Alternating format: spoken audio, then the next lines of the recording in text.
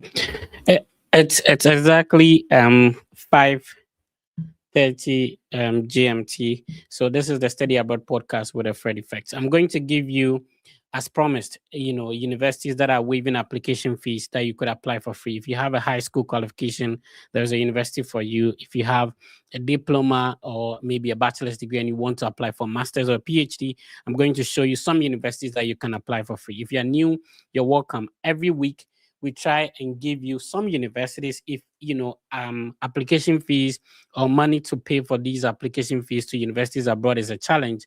I will give you some universities you can apply for free. Let's understand that giving you these waivers does not necessarily mean that you know um, they are automatically giving scholarships. To find out if the universities will offer you scholarship, you have to email the coordinator or the director of the program, or what we call the head of department.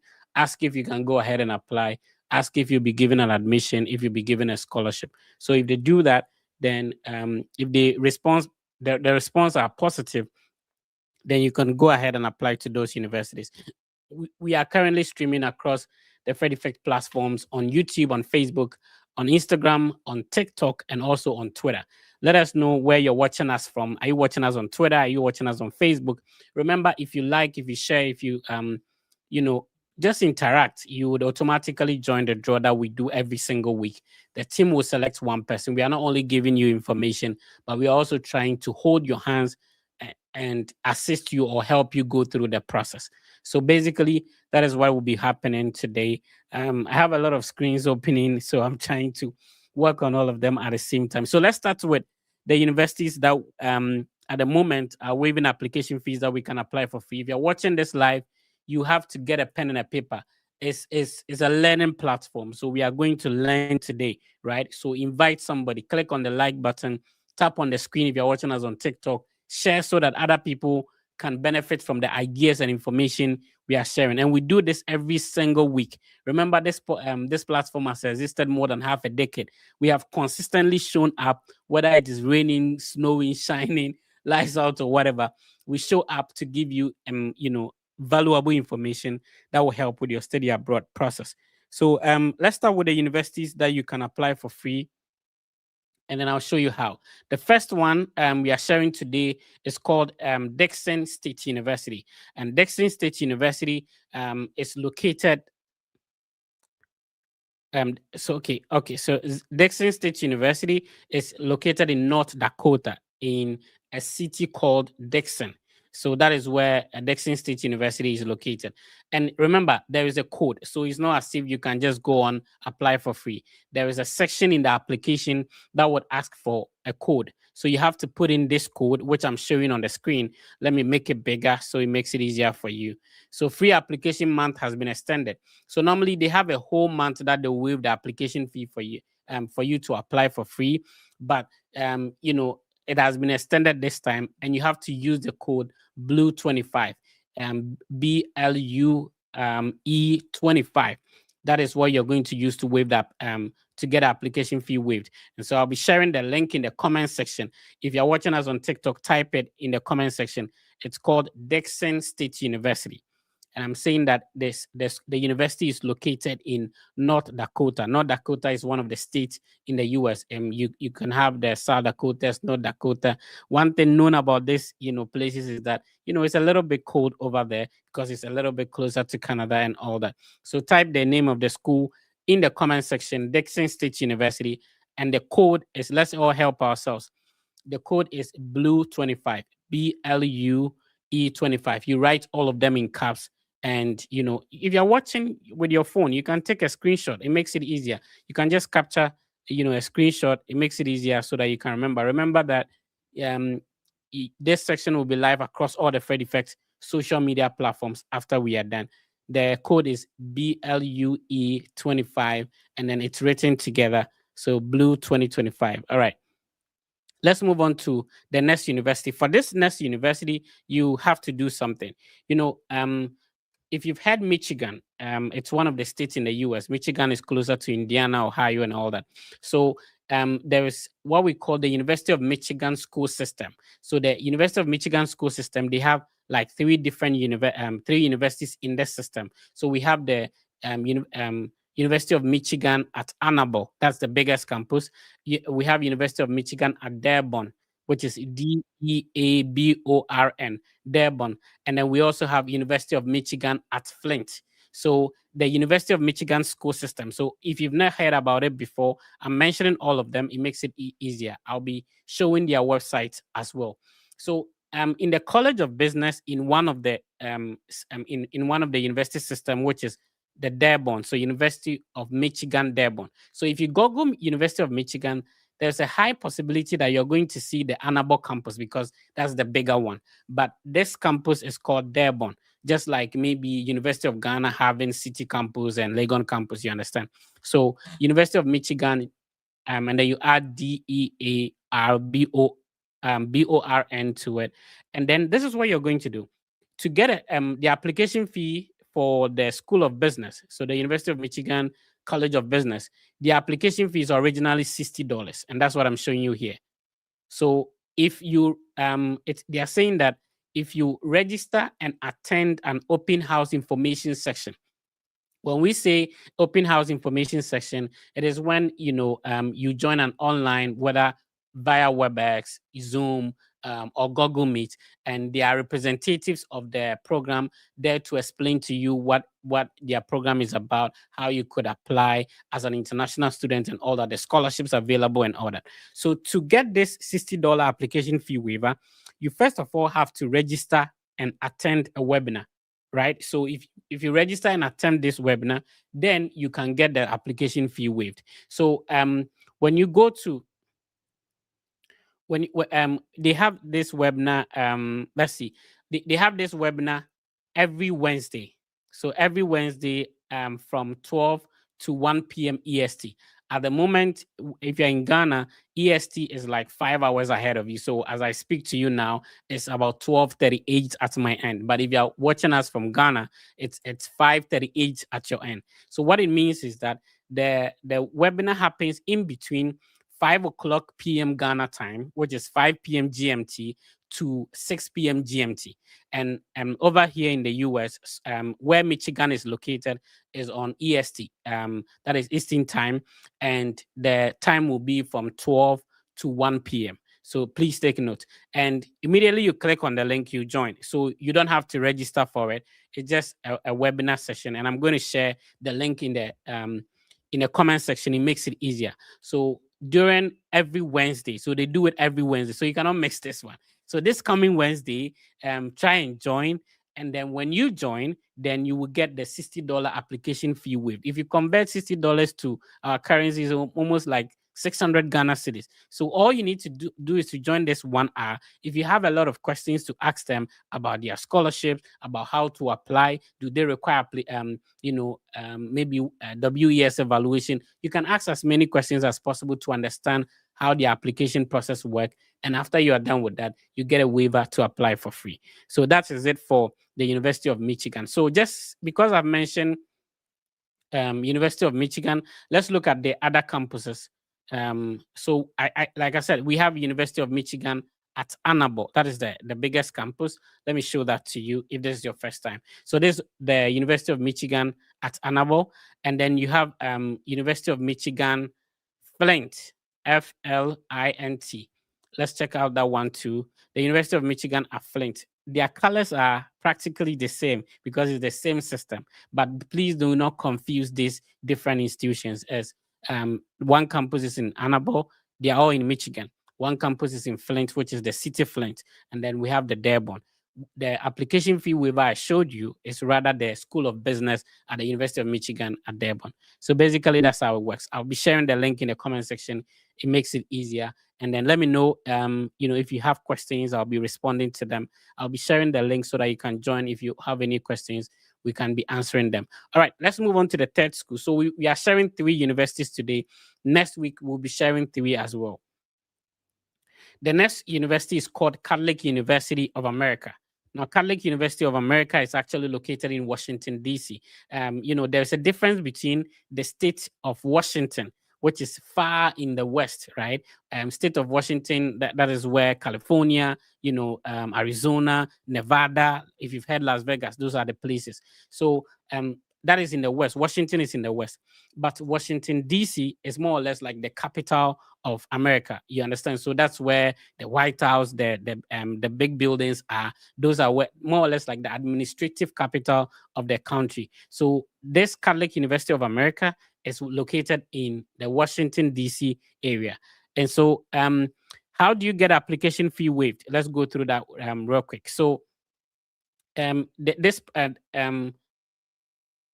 website explains, how you can apply to the university and all that. And when we get to the application fee requirement, let me quickly show you that. When we get to the application fee requirement, you have to send an email to metropolitan at Catholic University of America.edu. So it says that if you want to begin the application, there is a link here where you can begin the application. And then there is a language requirement, language proficiency requirement. Request an application fee waiver by email at metropolitan at cua.edu. And I'm going to post this in the comment section for you as well. So to apply, you need to request for this waiver. And then it is only for the School of Professional Studies. And when it comes to the School of Professional Studies, they have associate degrees, bachelor's degrees, and graduate degrees. Let's look at some of the master's program they do have here. They have a Master of Health in health administration. So if you have a nursing background, whatever health background, Master of Science in Management, there's Master of Arts in Interdisciplinary Studies as well. And when it comes to the bachelor's degree programs, they have a Bachelor of Arts in Management, Bachelor of Arts in Interdisciplinary Studies as well. There's a Bachelor of Arts in Information Technology. They also have a Bachelor of Arts in Human Services Administration. There's a Bachelor of Social Work for professionals as well. So they have associate degrees. Associate degrees is like a diploma in Ghana. It's normally 2 years. So basically, that is the Catholic University of America, the School of Professional Studies. You need to send an email to request for the waiver. So if you notice, it's not like, mostly the waivers are simply straightforward or easy like that. You need to attend a webinar. There's investment of time and effort. You sometimes need to apply a code, and some of these things, if somebody do not tell you, may not know. You sometimes you have to send an email. So you can, it could be a simple email like, oh, hello, my name is the Fred Effect. I'm interested in applying to a program at the School of Professional Studies.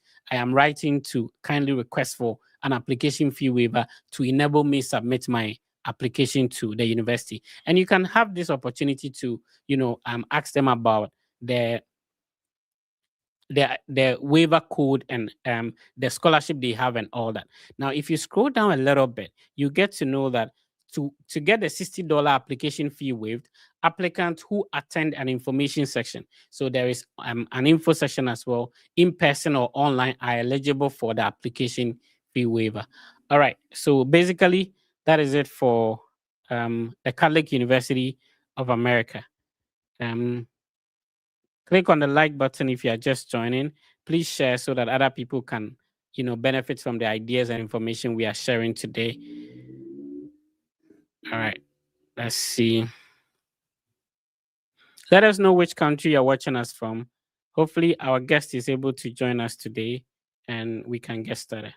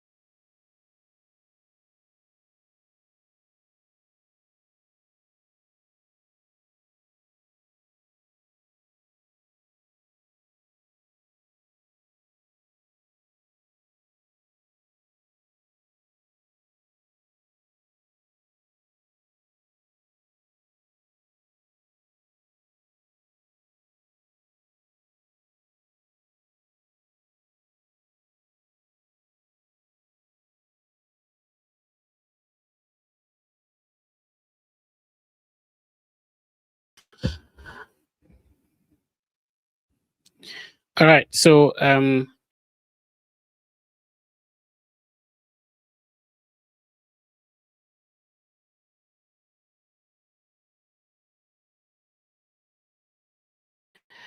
right. So it's time. If you're just joining, please click on the like button, share.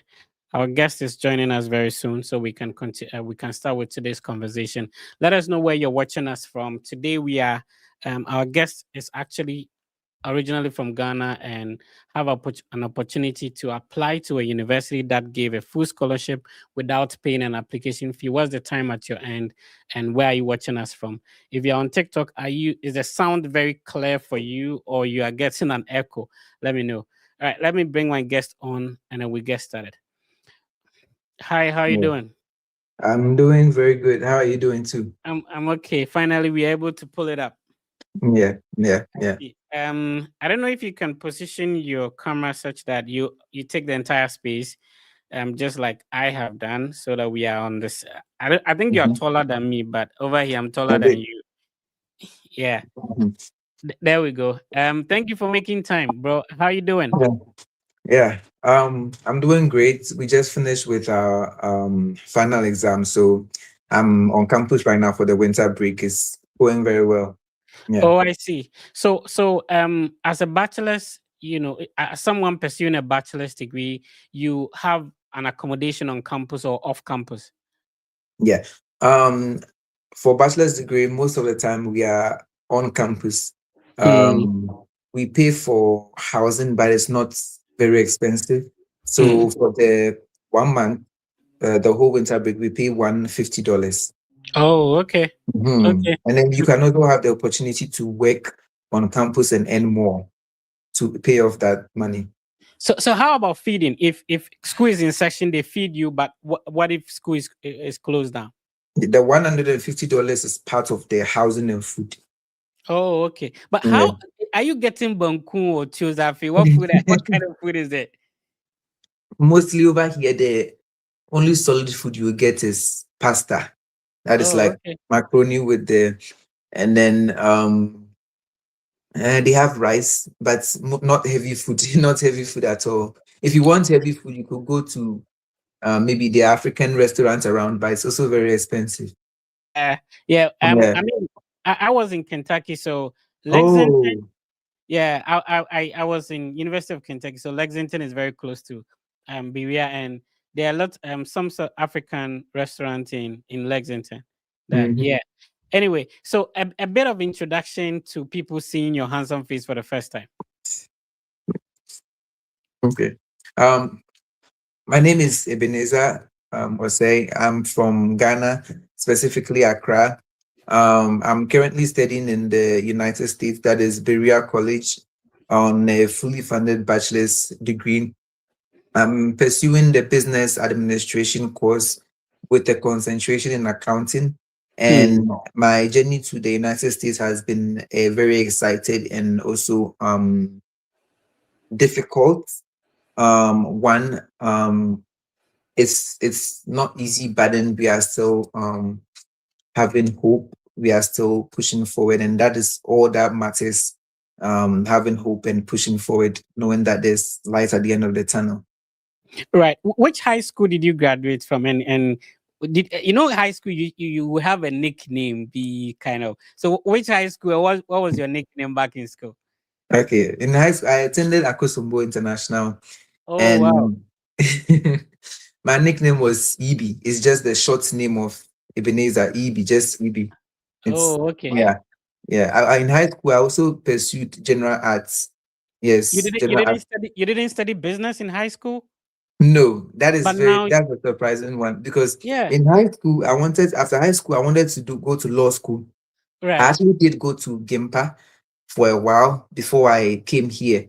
So coming here was something that I had at the back of my mind, but Mm, I also had a backup plan in case I'm not able to make it here.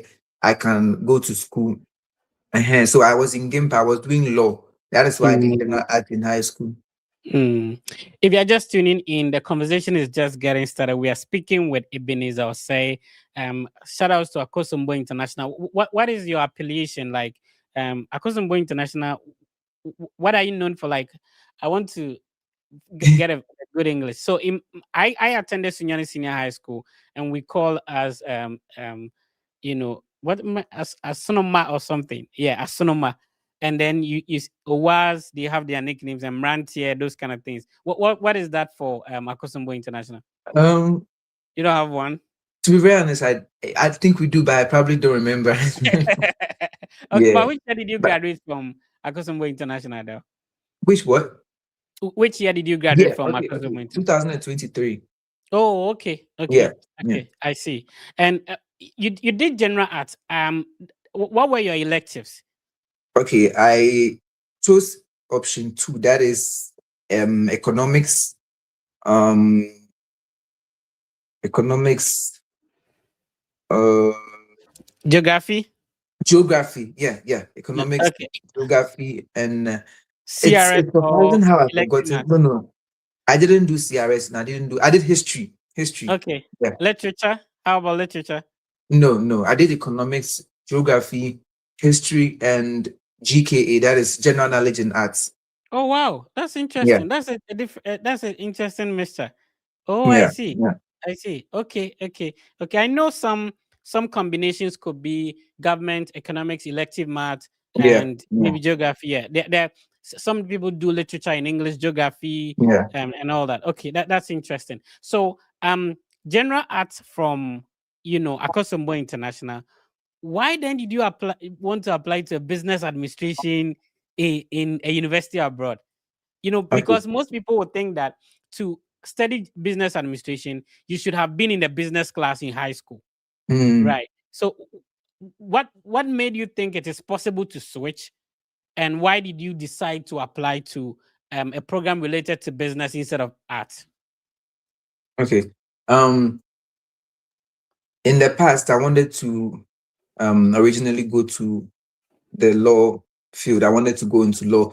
And Mm, then I did some research about the different kinds of law, the different areas of law. And I was very interested in tax right. law or business law. And so I wanted to go do my bachelor's, that's the LLB in Gimpa. Then I do my master's in the United States, that is the LLM.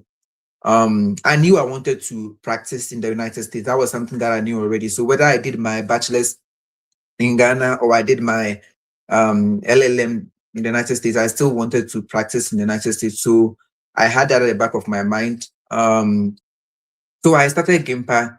I was in law school, and then I um, realized that I can do the business bachelor's degree and then do the um, law school in the United States.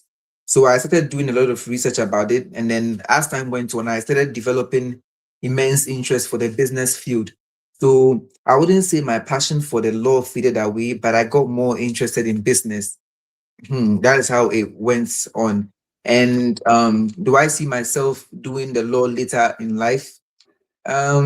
Yes, maybe somewhere later in life, but right now Right. I'm very much interested in business, specifically accounting or finance, that is banking. Oh, I see. So, so, Yeah. so let's talk about when you started the process. You graduated from Akosombo International. Mhm. Did you start working on the process, and was it that because it wasn't going well, you decided to maybe enroll in Gempa, or when you enrolled in Gempa, that is when the whole study abroad thing occurred to you? Okay. So I would say I've always wanted to study abroad hmm, since high school. Right. I knew that I wanted to study abroad. And then in my high school, we have an opportunities for you to study for the SAT and then take Mm-hmm. it while in high school. So your transition is easier to go from, Oh, at high school. Akosombo International. Yeah, yeah, yeah. Oh, great. But Because a lot mhm. of people do not know about it until they graduate. Yeah, that is the Yeah. situation for me. I didn't know about it until I was in my third year in high school. And no, high school is also just 3 years. And then Right. my housemaster asked proposed to my parents that I should take the SAT, and then my parents also told me, and then I said, no, I don't think no necessary. I didn't really see the value of it at that time. So I Mm, graduated from high school and then I was like, okay, let me start applying, only for me to realize that the ACT is a very essential aspect of the application process. yeah. So I wasn't able to, also take the ACT because we graduated in around December. The ACT period closes. Um, it wasn't really something that I felt bad about because I knew that I already got admission to GIMPA for law, and law is also a equally competitive program. Mm. So I would say that I kind of um, gave up and went to GIMPA. So whilst I was Oh, in GIMPA, my first year in GIMPA, the passion came back again. I right. said, no, this is not, I'm not just going to give up easily. And then that same year, I think my parents, my family and I, we went on a vacation to the US. And this is something we've been really praying about, something we've been saving a lot of money about. Mm. We went there, we saw how the place was. When I went there, I was in shock. We went to New York, went to Ohio. I was in shock. And then it was at that moment that I realized that I said to myself quietly, I said, no, I'm coming back here. Okay, Mhm. so you had an opportunity to come to the US on a visitor's visa initially. Yeah, yeah, yeah. Oh, okay, okay. Then you be that debut or No, no, no, no, no, no. We it's something we've been praying about, something we saved a lot. It's something that we've been waiting for our whole life. oh, okay, Hmm. okay, okay. And that was the entire family coming to visit the US. And so when Hmm. so did you get an opportunity to come to Kentucky like the Yeah, Berea College? Oh, yeah. really? We were in Ohio, Cincinnati, so we just crossed over to Kentucky Yeah, because it's just a yeah. bridge. I've been Mhm. using that road a lot from Oh, Cincinnati all the way to Lexington. So that is so you so sweet. I've been to yeah. Lexington a couple of times too. Oh, I see. So from Cincinnati, then you came to Berea to check the place out. No, Oh, we I didn't see. even know about Berea when we came to visit. Oh, okay, okay. Hmm. So which part of Kentucky did you come to when you were on the visit? We went to around the University of Kentucky area, UK. Oh, okay. Mhm. So And that's then Lexington. yeah, yeah, and then Yeah, we that's just went back because we just oh, okay. wanted. It was yeah, Oh, I see. and it was yeah. I said to myself that I'm definitely going to make it back here, Mm, whether I like it or not. And I then, see. mhm. So we came back to Ghana, and then the passion came back again. So then, Even though you were enrolled in Gempa. yeah, Okay, we'll continue the conversation. If you are just tuning in, it's getting interesting. We are talking to Eben, who is currently on a full scholarship studying business administration in a college in Lexington, in Kentucky, called Berea College. How did he apply? How can you also apply? Let's talk about your WASI results. Was it okay, a one-time WASI result, or you had to write an deck? How was it? okay. I took the WASI once. Okay. I got um I got four B's, four A's, or three So B's, that means four A's. that to get a scholarship in the US, you don't necessarily have to have all your results to be A. No, no. Oh, I see. They don't even look at the. I don't want to use the term. They don't even look at the WASI result because Mm, they've, to be very honest, they look at the SAT. okay, I don't want to sugarcoat it, but to be very honest, they look at mainly the SAT I see. or your personal statements because they But want to know. Yeah. so what was your SAT score though? Um, it was not so good, but it was also not bad. It was 1340. Oh, okay, 1340. That okay. also has its story on its own. Oh, I see. How many times did you write it?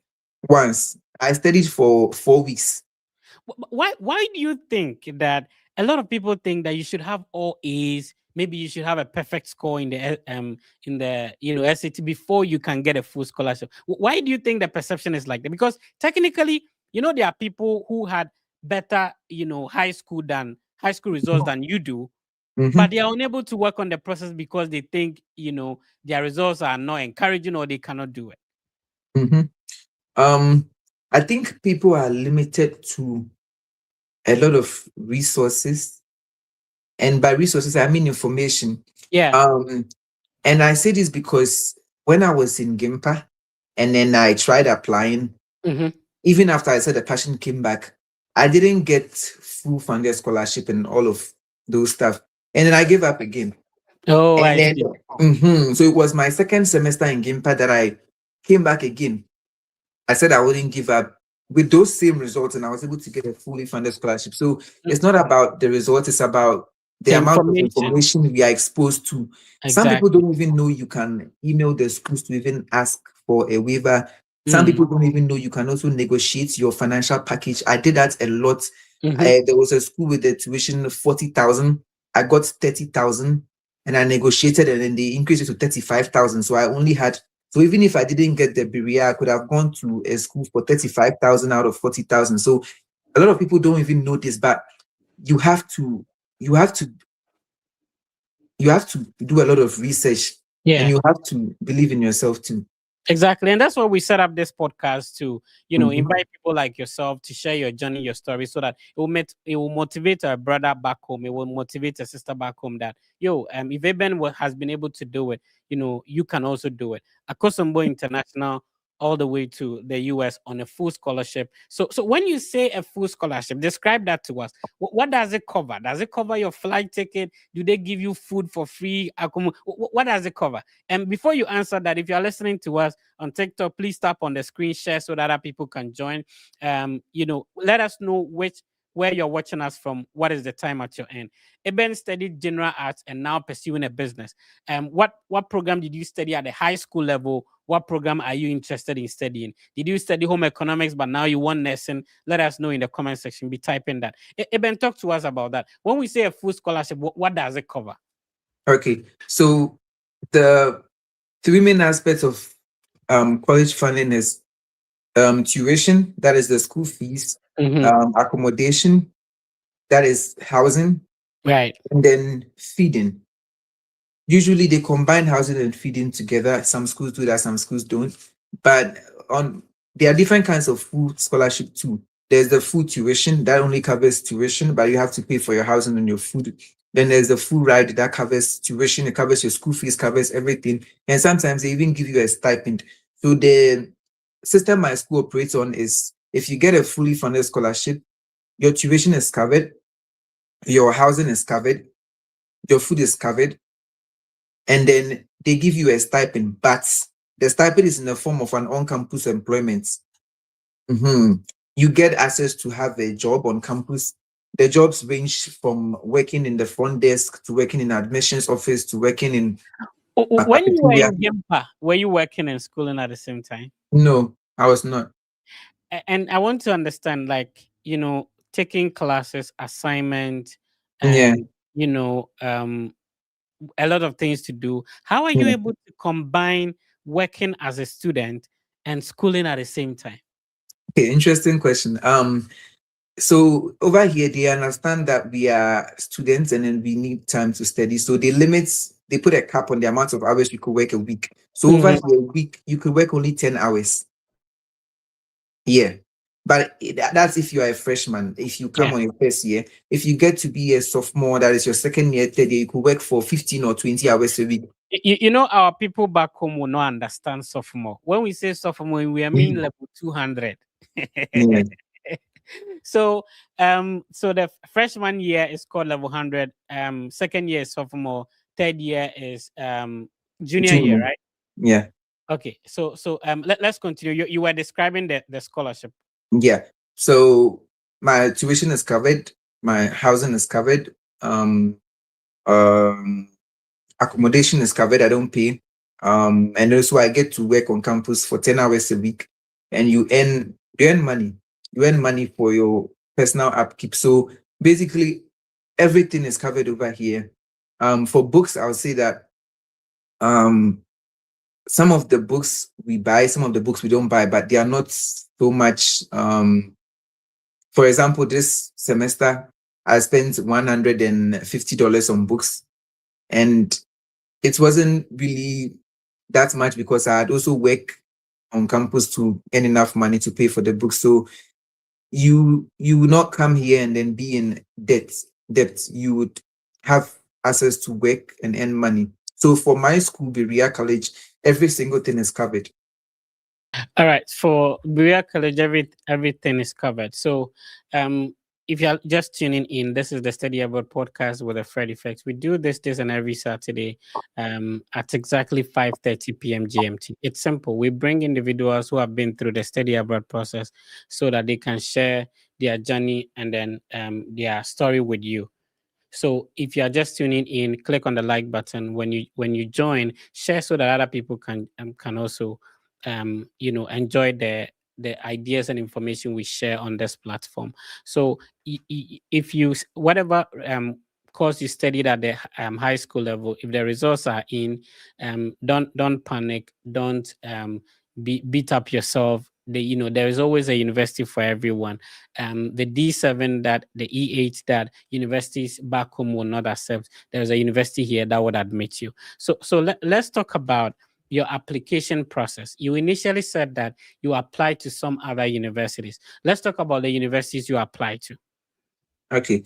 So um right after high school, in Gimpa, that's my first semester in Gimpa. I applied to a couple of schools. I didn't get in. Some I got in, and then the funding wasn't enough. So then I decided to just continue with my education in Gimpa. And then rather, when I'm done with the LLB, I'll do the masters in the United States. But something kept on bugging me. Something kept on bugging me. I said, no, this is not the end. So in my second semester of Gimpa, I applied. And the difference was that I had experience from the first time I applied, got rejected, got accepted, didn't get funding. So I had so much experience. So this time when I was applying, I knew what I was going for. I knew that I wasn't having a lot of money to pay for application fee. So I only applied to schools that did not request Required. application fee. Yeah. Yeah. Solely, I did not submit. I didn't even pay $10 or even $1 for application fee Oh, I because see. I knew I'm not from a very we don't have a lot of money, so I knew what I was looking for, and I wasn't going to compromise. So the first thing that I did was to niche down my search. I only applied for schools that waive application fee or schools that don't require application fee. I got a lot of them.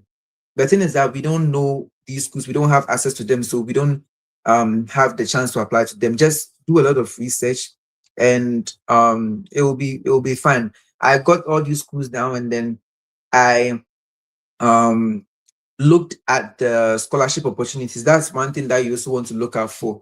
You want to look out for whether the school is able to give you a lot of money or whether the school is going to waive application fee for you and then leave you on your own to pay the tuition. Mhm. Um, So um, how were you able to get the school? Is it that you? How were you able to get the schools to waive the application fee? And how would you know whether this school will give me the scholarship or not? okay. One thing that I say I utilize a lot was my experience and my contributions in high school. The schools over here really admire and appreciate people who contribute to community. Mhm. So back in high school, I was in the choir, I was in a lot of clubs and all of that. So when I emailed the schools, I tell them this and this and that.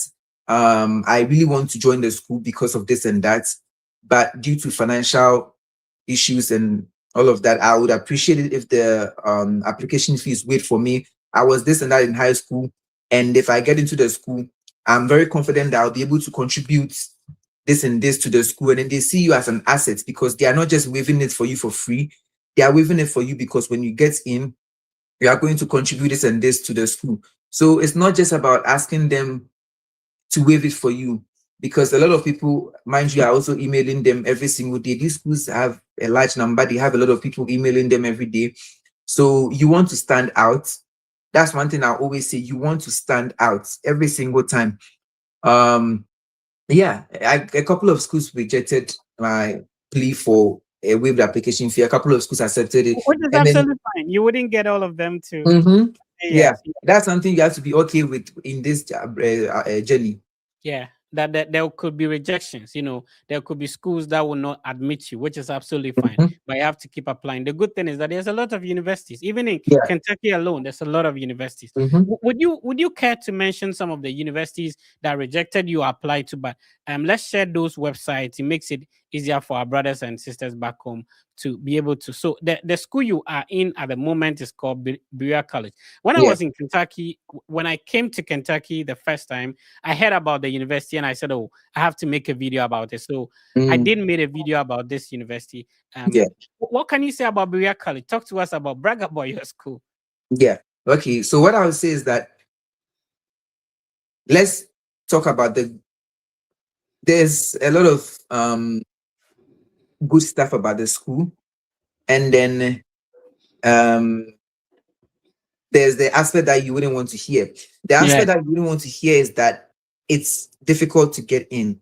yeah, And I yeah. want to put that out before I move on. Um, the acceptance rate for normal students, that is domestic students, those who are US citizens, is 33%. Hmm. And the acceptance rate for international students last year was 2%. Oh wow, So out of every 100 people, they take two people. And wow. then, yeah, I'm the only one from Ghana here.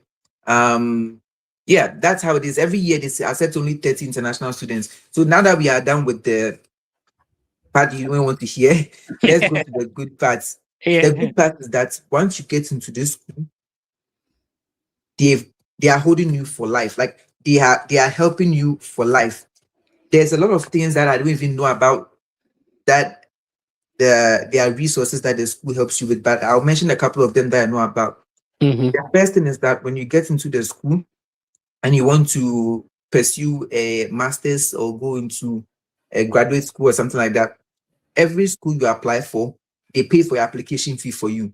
If you Oh apply to wow. 10 schools and your application fee is $100 per school, if it's $1,000, 2,000, they pay No, no, everything you for have you. to repeat that. I want you to repeat that. Okay.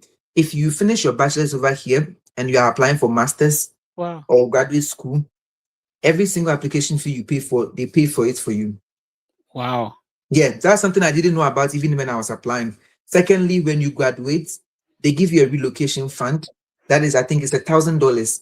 But go Wow. out and live your life. $1,000 because Even you an are international transitioning. student, Yeah, everybody. I think maybe I should come and start bachelor's degree again. Oh Everybody. well, Yeah. you see. The second thing is that if you are in college and then maybe you've seen this conference that you want to attend, Hmm. you go, you apply for it. They give you the plane tickets, they give you the housing, accommodation, every single thing, money to go for the conference. All you have to do is just to apply. Oh wow. The third thing is that if you apply for an internship whilst you're in college and you get the internship, but it's a non-paid internship, they have different types of internships. Some Hmm. internships pay you, some internships don't pay you. Hmm. The school pays for you if it's a non-paid internship. So one of my friends got an internship and it was non-paid. And also the money they give you depends on the internship, the state you are in, and then the company you are working for. So this person had an internship for that was in New York, and New York is also a little bit far from Kentucky, so Yeah. that's a lot of money. And then he got 6,000 for accommodation, 4,000 for food and personal budgets, and an additional 3,000 stipend. So in the end, that was around 12,000 for the whole 2 months of the internship. That is money that Mm. they are giving to you. You don't have to pay back. That is a lot of benefits. The fourth or fifth thing I would like to mention is um study abroad. Hmm. If you come here, even as an international student, and you want to study abroad, maybe you want to do one semester in France or one Hmm. semester in Japan, they pay for it for you. They Yeah, pay about 70% or 80% for you, and then you pay the 30%. I see. Mhm. The Yeah. other thing that there's a So lot of you are benefits. from Ghana. You're already Mhm, studying abroad, and you want to study abroad again. mhm, At maybe mhm. a The only different thing is that they wouldn't allow you to go back to your country to study abroad. Yeah, I Mhm. mean that wouldn't make sense in the first place. Yeah, Yeah, yeah. yeah, I see. That's a good thing. All There's a right, lot so of other things. we are discussing Eben's process of having A's and B's in the Wasi resort, studying general arts at Akosombo International School, and now started studying at Gempa. Got an opportunity to study in the US for a bachelor's in business administration program, and relocated to Berea College, which is in Kentucky. So if you were supposed to start this whole process again, like sit young Eben down and advise him, what would you have done separately, like differently? Mm,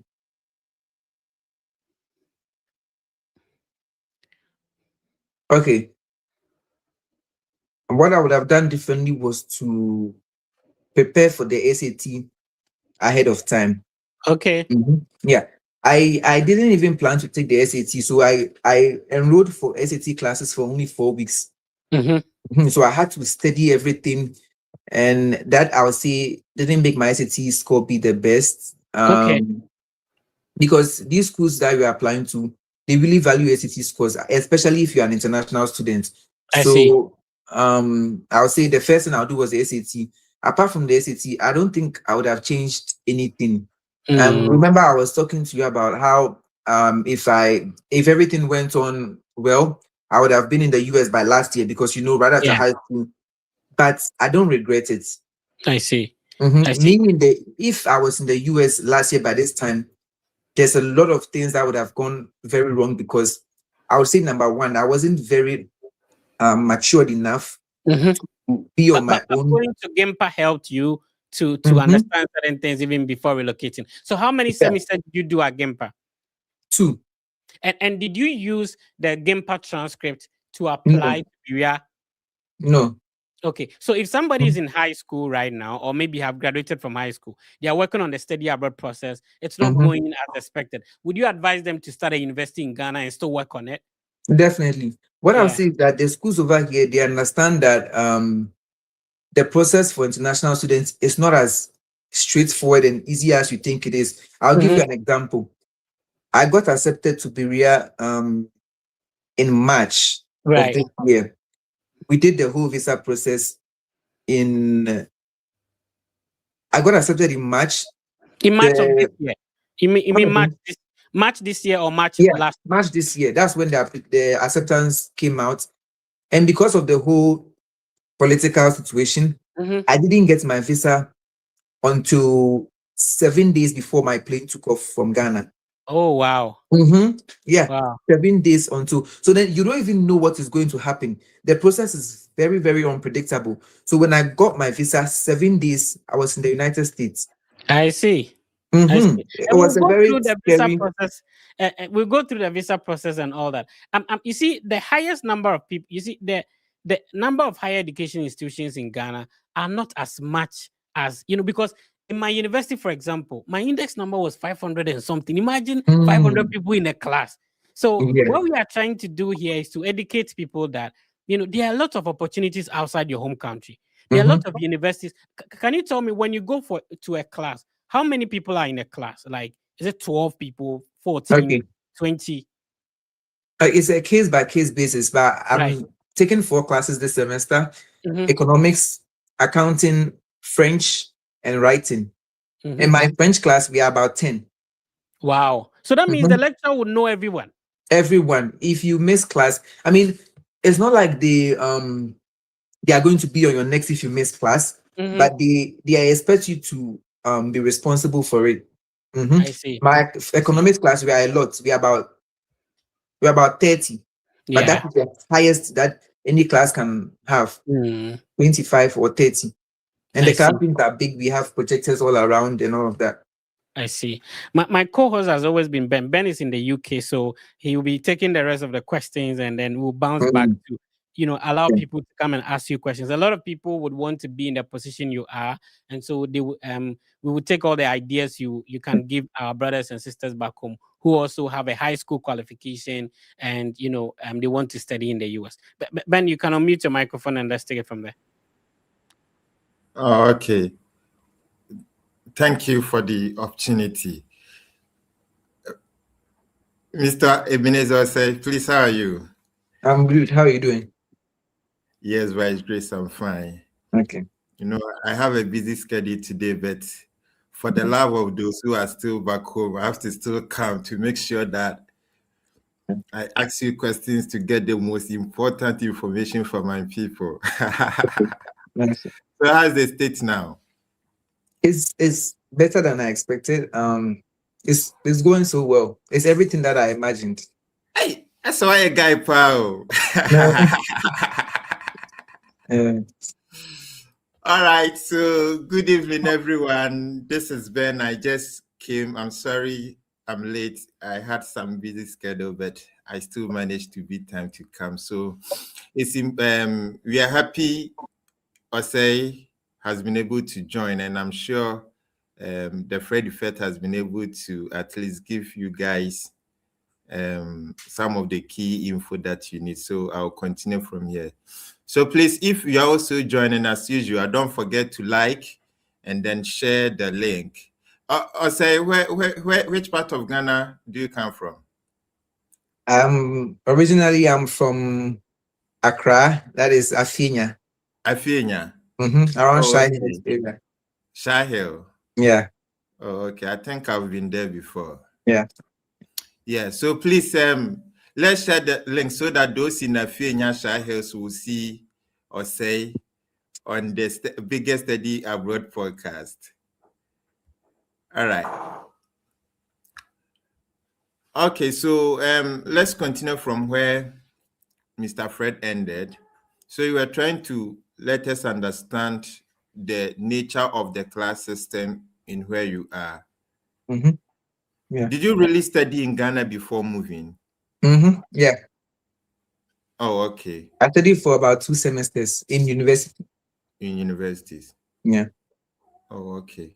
So now, what is your take on that? Do you think it is something we can learn or it will take time? About the class size. You mean I should give you some information about the... Like, we just want to know, like, how is your take on the class size? Do you think, are you okay with it? Let me put it that way. Yeah. Compared to that So of Ghana. in Ghana, I was in a class with about 120 people.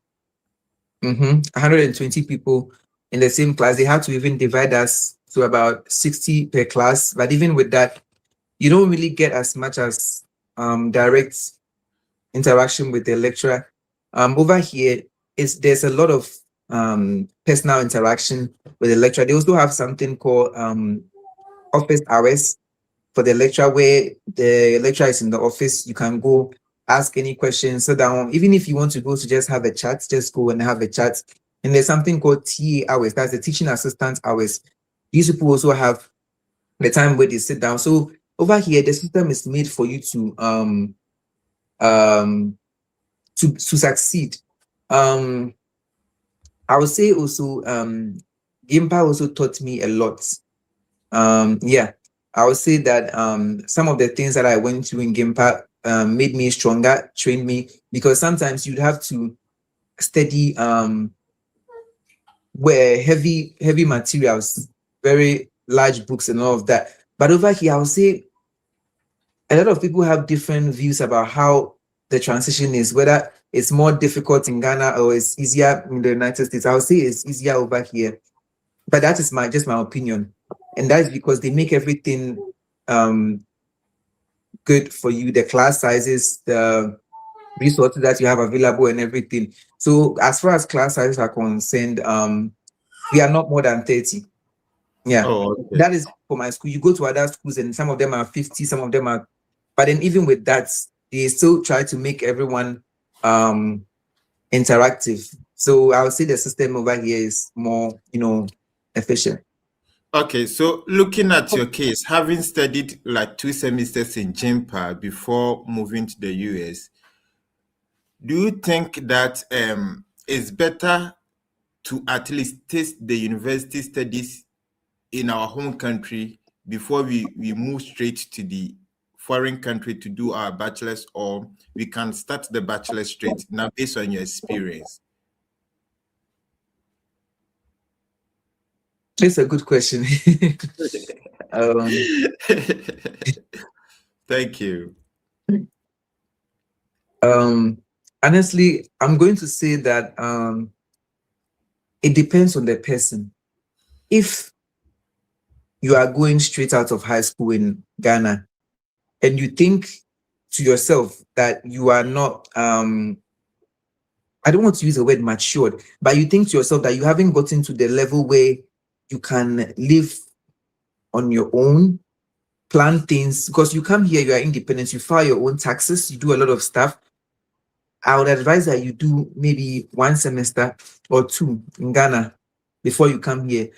But if you, most of the people that apply abroad, usually master students, you are already matured, you already do stuff on your own, then go straight to study abroad. This is a good question. I haven't thought of this. That's why it's Yeah, yeah, so it's just an advice. So it's just an advice. So please, yeah, if you are listening to us, this is the strategy Ebenezer used. He yeah. studied at least 2 semesters in Jempa before moving. And okay, before that, let me chip in this. Studying in Jempa and then moving. How was this? How was the transition? Was it all that smooth for you? Um Transition in what aspect? In terms of academics or socially? Yes, in terms of academics. Okay. Jimpa had a very rigorous, very, very rigorous system. So to get an A in Gimpa, it's a 70 and above. So you think maybe it's very easy to get an A, but actually it's difficult. Very, very difficult. I would want to compare my grades in Gimpa. In Gimpa, I was getting maybe high B's and even C's. Yeah, that is how bad it was. Even though you put in the work, you put in the studies, everything, but honestly, I don't know. But over here, I'm consistent with Ace. All my classes, accounting, economics, Ace, and it's the same economics that I did in Gimpa, and I got a C. Wow. But over here, it's even more difficult, more numbers, but I got an A plus. So it just tells you and that is not even to say that Gimpa is not. Gimpa did a lot for me. I'm just trying to put out the difference in the resources that are available for you as students. So Gimpa was very, very rigorous, very, very rigorous. And then if you get a grade, you really end it. Mhm. Yeah. So it was okay. And then that is what I would say made me tougher, made me stronger for the work over here. That is why I'm seeing the work over here as very little. Oh, okay. Because I've That's already been interesting. through all of that through Gimpa. So when I came here and I realized that final exam, they do only objectives, I was like, what do you mean you do only objectives for final Objectives. exam? For example, my economics exam that I took, it was 40 questions, objectives. I said, no writing. So yeah, I'll say the system at Gimpa was tougher. Interesting. So now Yeah. let's look at your process. Doing bachelors at a different country in the United States, which aspect of the process was very difficult for you? Because I'm sure we have a lot of our viewers today who want to come and then do their masters and no their bachelors. They always put in the comment section, it's like we've ignored them always, Yeah. masters and PhD. So I'm glad today you're on the show. Yeah. So which aspect of the process was very difficult for you and how did you overcome it? The application process, to be precise. Oh, okay. So not the visa process. No, the application Okay. process. Um,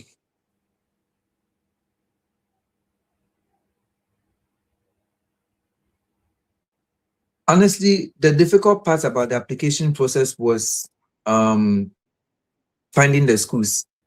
Yeah, finding the schools. So you go online. I utilize TikTok a lot and YouTube. You go online, search for schools that waive application fee, and maybe the video was from 3 years ago or 2 years ago, and then you check, and then they no longer waive it again. And then Yeah, it also, happens. yeah, it happened. So then it was very tough for me to even find the schools. All this while I didn't even know about Berea. Berea was something that I knew late December. And then the application was also due 31st December. So it was something I had to put together, piece together, and just submit. So it's the most difficult part was finding the schools. When you're done with finding the schools, application shouldn't be a problem. What I'll say is that you should maximize the number. I applied to over 70 schools. You applied to 70 schools. Mm-hmm. Yeah, yeah, Hey! yeah. Or Interesting. I wish I had a list, but I was very wild, very, very wild. I had a list of pen and paper. I write it down. Did you pay for application fee for No, all not this? even $1. So show us the way. How did you do it?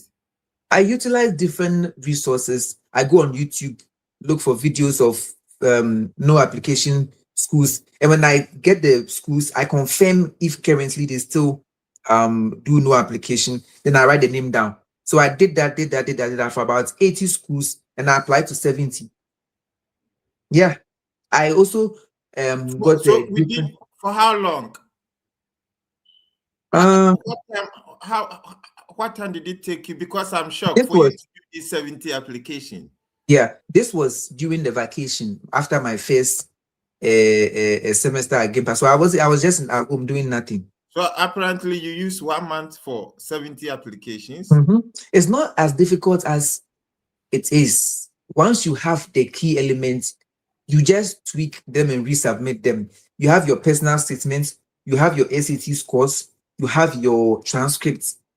All you need to do is just gather the schools, get the links for application. I say, what did you hear about US that you were motivated to apply to 70 schools? So it Okay. means that you were over determined to leave. I was What you what see, what what what what what was your secret by then? if you remember, I've Mhm. always wanted to come here. And then if you remember, I said earlier that I went to the US last year, and then I saw the place and I was very stunned. I was very surprised. And I told myself that whatever happens, I'm going to make it here next year. I said to myself something that I'm really excited about. I said to myself, whatever happens, I'm going to be here next year. I was on a visit, but I said to myself, I'm going to be here studying next year. And then um personally, when you bring it down to the person, the individual, I'm the type of person who um I want to do it if you said I can't do it. There's a lot of people told me that, oh, with the whole Trump thing, with the whole visa thing, I don't think you should go. You should go. That is when I want to do it. So I think it also boils down to the person. It also boils down to the individual. It's a whole character development journey. It's not something that you just wake up one day and then decide to just apply. Interesting. I Some of like my your best point friends were line. telling me you should. Character development Mhm. journey. Some of my best So, friends, my so close even at the friends. point whereby people are saying US is tightening the immigration Mhm. issues, Yeah, that was when you were even determined to that was when apply. I even wanted to do it. That's when I was excited. Wow. Even my parents were like, if I get a school and then it's not fully funded, they are not paying anything. And that is their money. It's okay. But they supported me throughout the whole journey. That's one thing I admire them for. But they said if it's not fully funded, they are not paying because I have four brothers and they are also all in school. So it's going to be difficult for them to handle everything. So it was a fire burning inside of me. It's something that you have to Yeah, develop in interesting. yourself. I remember, was it 2 weeks ago? Our guest also was like, he had the privilege to go and then do some internship in Russia, and then when he came back, he also had a change of mind that no, I'm not going to stay in Ghana, and it Yeah, worked for him. So I think that you guys have similar stories. yeah. Yeah, that's why Kofi Kinata will say travel and see. So Mm-hmm. sometimes we Yeah. don't have to talk too much. Yeah. That If you that trust, that visiting that I did was very, very because if I didn't visit the US last year, I wouldn't have had that passion come back again. I wouldn't. I would have because law is a great program in Ghana. Or am I lying? Law is yeah, a good and especially doing law in Gimpa. Oh, it yeah, was it and was a Gimpa too wonderful. is one of the best schools. So then what pushed me to stop that and then come here is the search for greater opportunities. Over here, the opportunities are endless. Only if you have the sacrifice, you have the time, what you do, what you get is what you deserve. So it's not it's yeah, that is what pushed me to apply for that 70 number. applications. Please, if you are watching, let us know how many applications have you made. So, also, it means that applying to bachelor's program is relatively easier. Did anyone support you in the application process? No. So I told you that I enrolled in an SAT class, and after the SAT, it was this organization. Shout out to Hilton at Osu. They are a very good SAT program. They also offer, after you take the SAT, they also offer you a chance for them to help you to apply to the schools. But that was at a cost. So I said I'm not going to do it. I'm going to apply on my own. That was when I had zero knowledge about study abroad. I didn't even know how I was going to tell my parents that after taking the SAT, that is not all. You have to pay again for them to apply for you. So I'll say it all comes down to the person. I'm a super ambitious person. I like to do stuff. I like to do stuff on my own. I like to if if I don't know how to do it, I'll learn it, I'll study it and then do it. So it all comes down to the person. Yeah. So I applied on my own, no help. Yeah. So what advice will you give to those in Afenya, your colleagues in Afenya who just completed SHS and they don't know what to do? What advice do you have for them?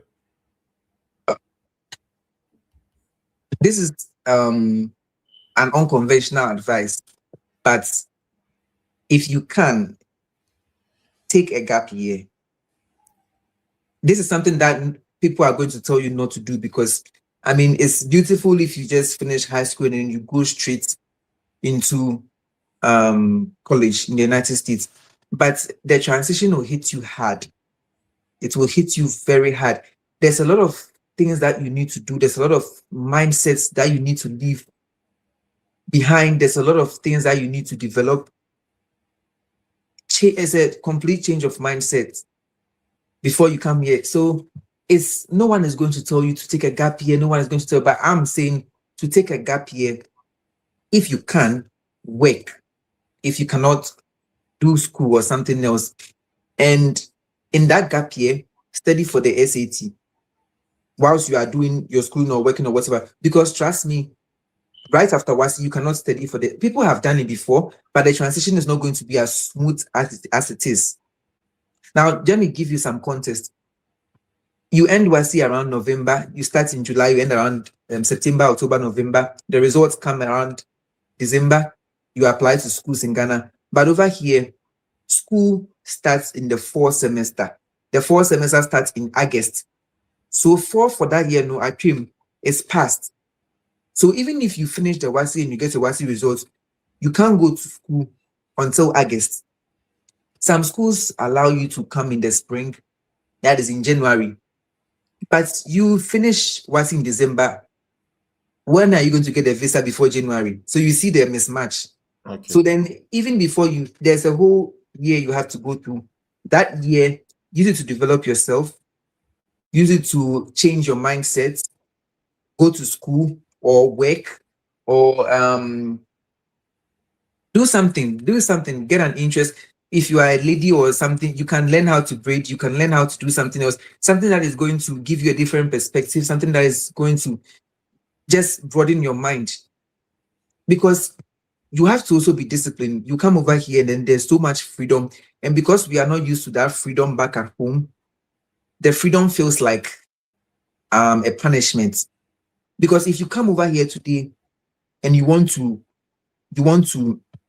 destroy your life, you want to do all those gang, you want to smoke, you want to do those things. Like if you want to do anything it that you today, want to do, it's like you you're can do permitted it. to do. Your freedom is all up to you, how you were raised up, your discipline. So then, yeah, you cannot just come straight from Ghana, come here, and then it's a whole mindset development, because there's so much freedom that a lot of my friends international, they came here first semester partying, all of that, and then their GPA is 2.9 right now, just first semester. So you have the freedom, but you are also responsible for your life at the end of the day. That's why I'm not trying to sugarcoat it or anything, but I'm just giving up the straight facts. There's a lot of mindsets you have to change. And yeah. So the advice I'll give to you is to take that 1 year. Don't just try to rush into the US. Because honestly, if I came to the US last year by this time, I would have regretted. Because right now, I was not at the point in time, point in my life where I wanted to be. I didn't even have all these social skills. And if you don't have social skills and you come here, you are gone. Because over here, you need to have, you don't need to be the best, but you need to have. I think we have to reserve this one to the ending because the social skills Yeah. is very important. So we have Yeah. to come back to that. So Yeah. I want to know if after getting correct SAT score, does it Mhm. cancel my WSI result? So for instance, if I get like D or E in my WSI result and I'm able to get, let's say, one of the best scores in SAT, will it boost Um, my chances, or I need to pass all my WSI results before I definitely, can apply for bachelor's? yeah, definitely it will boost your chances. As I said, the schools consider the SAT more than the WASI because the SAT is an internationally standardized test. Because we have different countries in the world, each of them have different ways of grading their own equivalent of WASI. So the SAT is something that every single person, no matter what country you are from, takes the same question. So on that one, it's a standardized test. They're able to know, um, uh, they're able to best, evaluate your academic status. So honestly, I've seen a lot of people with bad WASI scores or bad equivalent of WASI scores from other countries who did good in the SAT and then they are here. What I'll say is that to lower your risk of getting rejected, put it in your personal statements. Yeah, put it in your personal statements and explain. It's not mandatory, it's not compulsory, but explain something. Maybe you fell sick, maybe you lost someone or this and that is why your WASI score is like this. Their school really appreciates it because if they see your SAT is high and they see your WASI score is low, even though they would want to give the admission, they would be thinking, why is there a disconnect?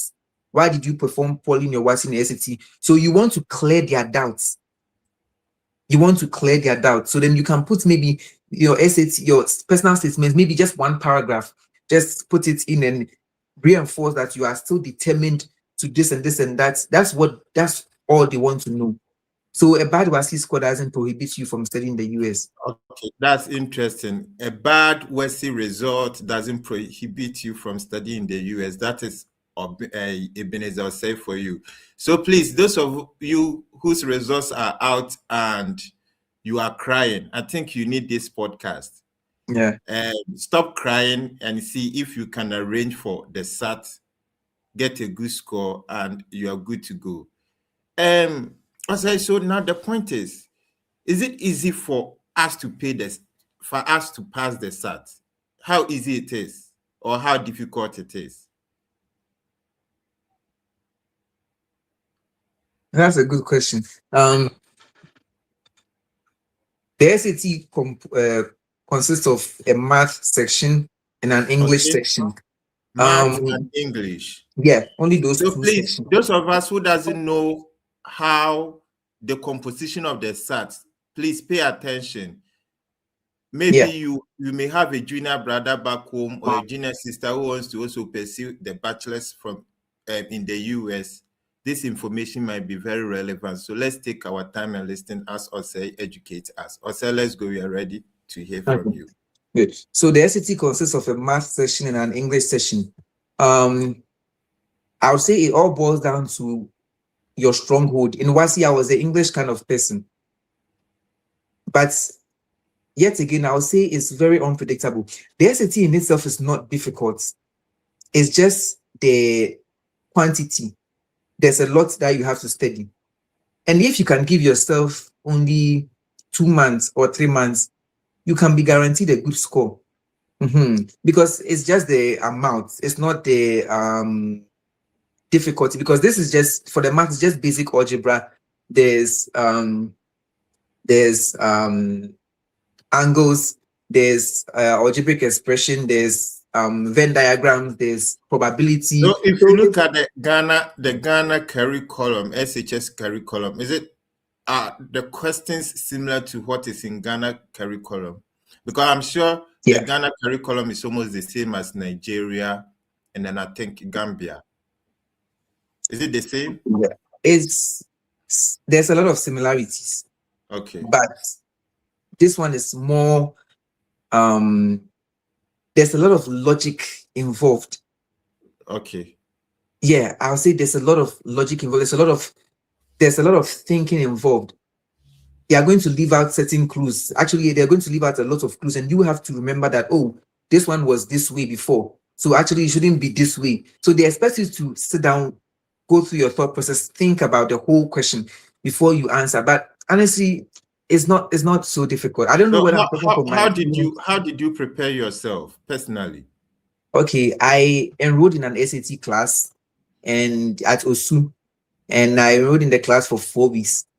It was Also, which part so that those in Accra maybe they can. Oxford Street, Hilton. Oxford Street. Okay. Yeah, Hilton.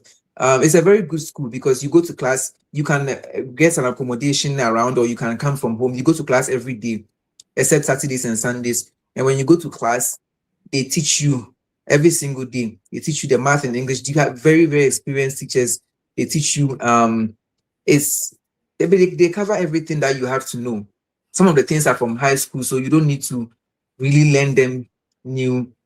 It's also, if you had a strong math background in high school, you are good to go. The English part is just you taking your time to read. Don't rush. Just try to understand the question.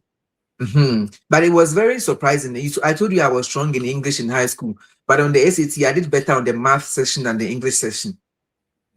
So it's something that you cannot predict. It's something that you just have to study for it and then just do your best and then pass. I didn't get enough time to study because I came late. When I came to the Hilton, people were already there about 2 months or 1 month before I came there. So I was just there for 1 month, just 4 weeks. Yeah. Oh, okay. So somebody too will say, I've scored 8 A's in my WESI. Do I still need SAT to study in the US? Yes and no, but mostly yes. Most of the schools in the US require SAT. It's not something that is optional. Some of them require IELTS or Duolingo. All they want to see is to test your academic status, especially in English proficiency and also your math proficiency. Over the past few years, a lot of schools have started easing their restrictions. That is to say, SAT is not very compulsory. You can submit or not submit.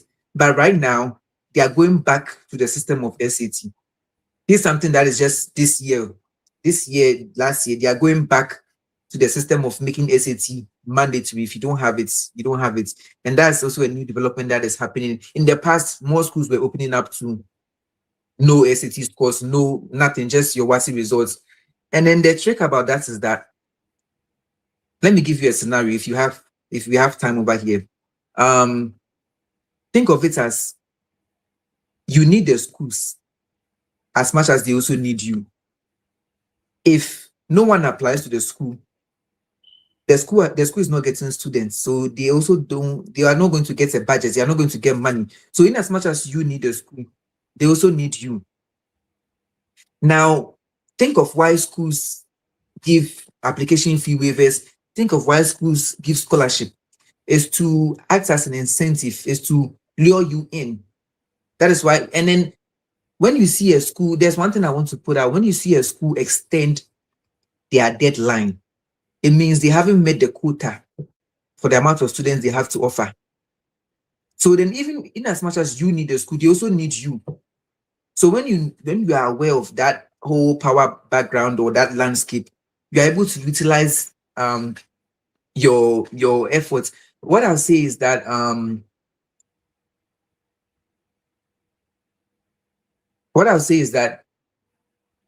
if you can take the SAT, yeah. I don't usually, people don't give this advice, but if you can take the SAT, if you cannot take the SAT, the SAT is right now around $120 to register for the exam. If you cannot take the SAT, take IELTS. take out. Ours is $90 or $60. Take out, but you have to take something. Okay. Mhm. At least Yeah, for the bachelors, you need either IELTS or Duolingo or yeah. SAT. Yes. Duolingo. Only a few schools accept Duolingo. Oh, okay. Yeah, my school accepts Duolingo. A lot of my international students who are here, they applied only. They didn't take SAT. They just used Duolingo and then they are here. But just a few schools accept Duolingo. Only a few schools accept Duolingo. SAT gives you a wider chance. Mhm. And honestly, if you can take the SAT, take the SAT. That is what gives you a lot of scholarship. Oh, okay. Yeah, yeah, Interesting. So I don't know whether Fred asked you this. Did your admission come along with scholarship? yeah. Okay, I applied to a couple of schools, but the school I mean, it came with a scholarship. Full scholarship. Mm-hmm. Yeah, Wow. That's interesting. Congratulations once again. thank you. So Mm. out of the 70 schools, how many were you admitted to? I was admitted to about 30. Some of Hey, them didn't even get back to me. So that's what I'm saying. This is it's a numbers game. You don't just apply to 5 schools or 6 schools and just expect, because my WASI scores wasn't the best. It also wasn't the worst. I got 4 Bs, 4 As.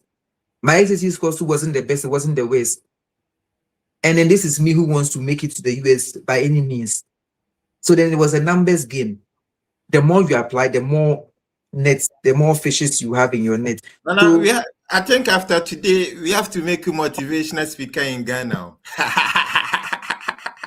uh, Yes, I love your energy. I wish like our dear brothers and sisters who are in SHS will start to think and have these positive vibes as you have, because yeah, sometimes this is what pushes us in life. You just have to, like, this is what I want and I'm going yeah, for it. Forget mhm, about the hindrances, forget about the impediments, because mhm, whatever be the case, there will be problems. yeah, There will be the yeah, other side of the story, but just be mhm, determined and you're good to go. And I like it. I think that's what motivated you for you to be able to apply to mhm, about 70 schools. yeah. I'm not sure somebody has applied more school than you And ever. the thing is that when you come here and then you are even searching for an internship or a job, do you know that people applied to over 500 jobs?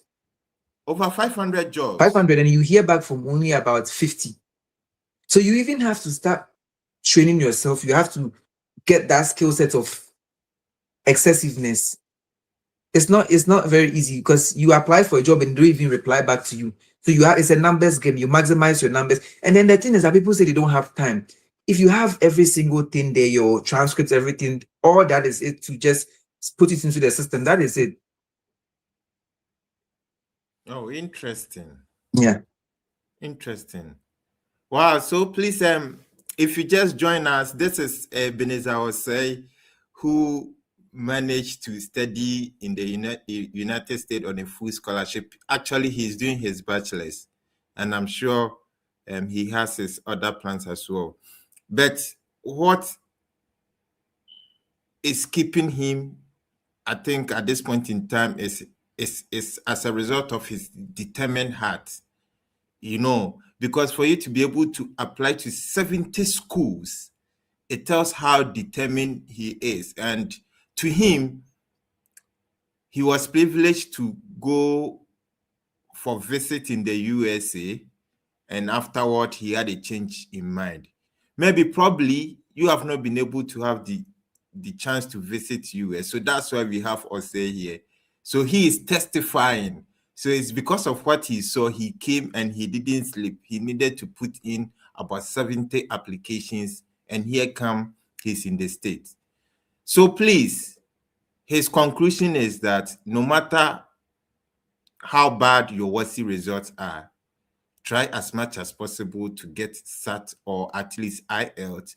Use it to support your application and you're good to go. So, Osei, someone maybe might be new like you, starting the process for the first time, just completed. he wants to apply for bachelor degree in the US. What does he need to put together before he can begin the application? Okay, this is a good question. This one I'm ready to answer it. This is the best thing I'll ever tell you. In this journey, don't move forward. Move from backwards to forward.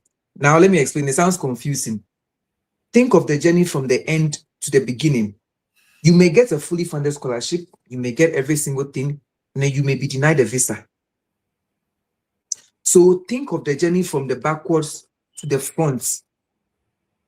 And how do you think of it from the backwards? Okay, today, dear, you are blowing our minds. So this is philosophical thinking. Hey, I'm even struggling to grab it, to understand it. So think from the end to the beginning. To the beginning. And meet yourself at the beginning. And meet yourself at the beginning. Wow, interesting. Yeah. So when I was applying, I considered getting a visa. And mind you, I've been to the embassy before. Even if you haven't been to the embassy before, you know how people are rejected. And then as harsh as it seems, they consider a lot of people with good funding. Yeah, that is the main truth. It's not sugar-coated. The embassy considers people with good funding. There have been people who go with not so good funding, they got it, but they are not the rule. They are the exception to the rule.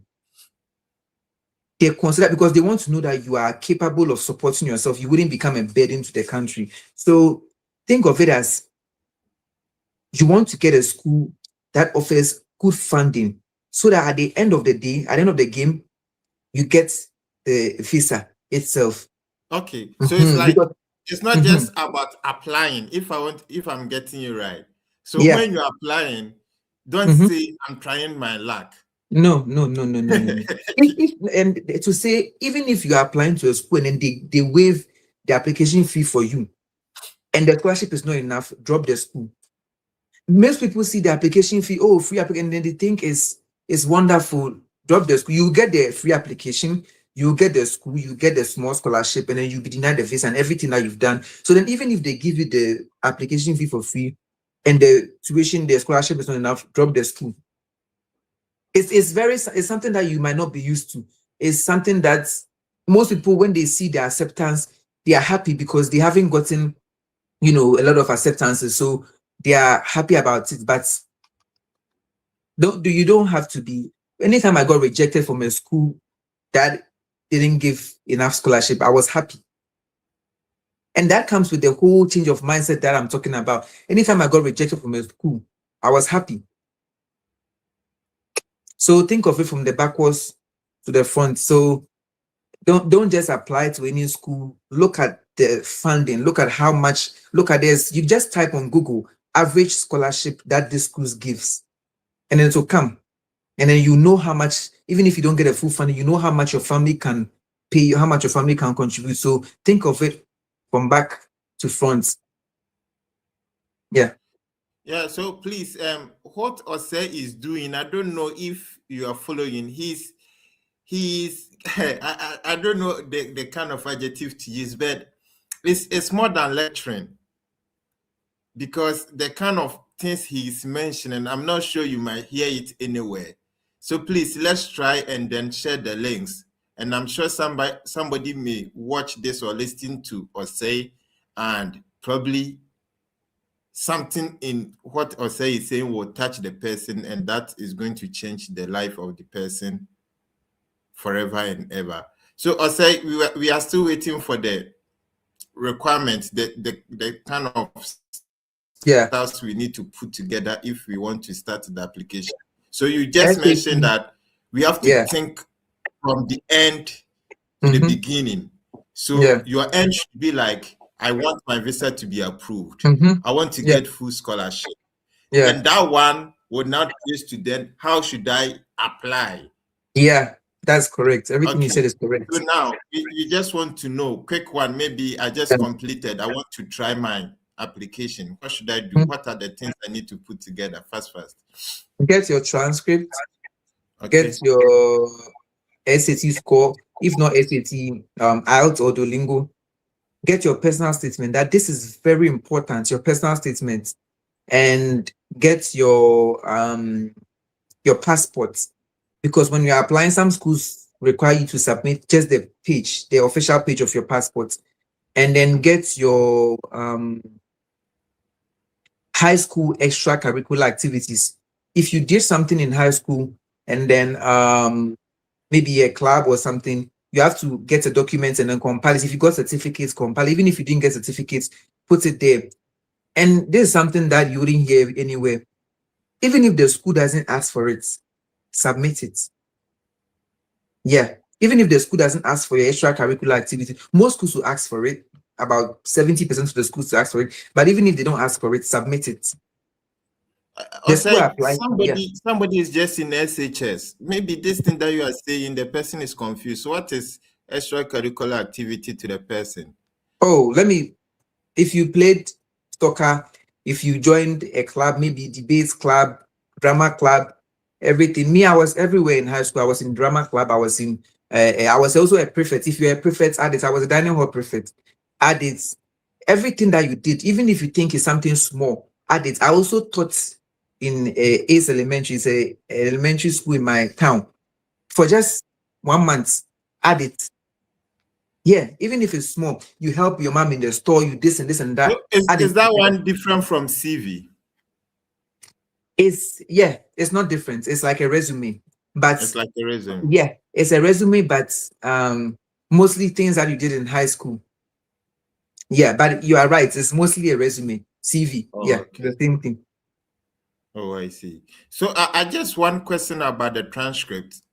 It could be that, sometimes when we are in school, maybe you can fall sick and you may miss some of the term exams and you not be able to write, or sometimes you might fail, get, let's say, FF in your SHS term results. Would that one also, can it affect your chances of getting full scholarship?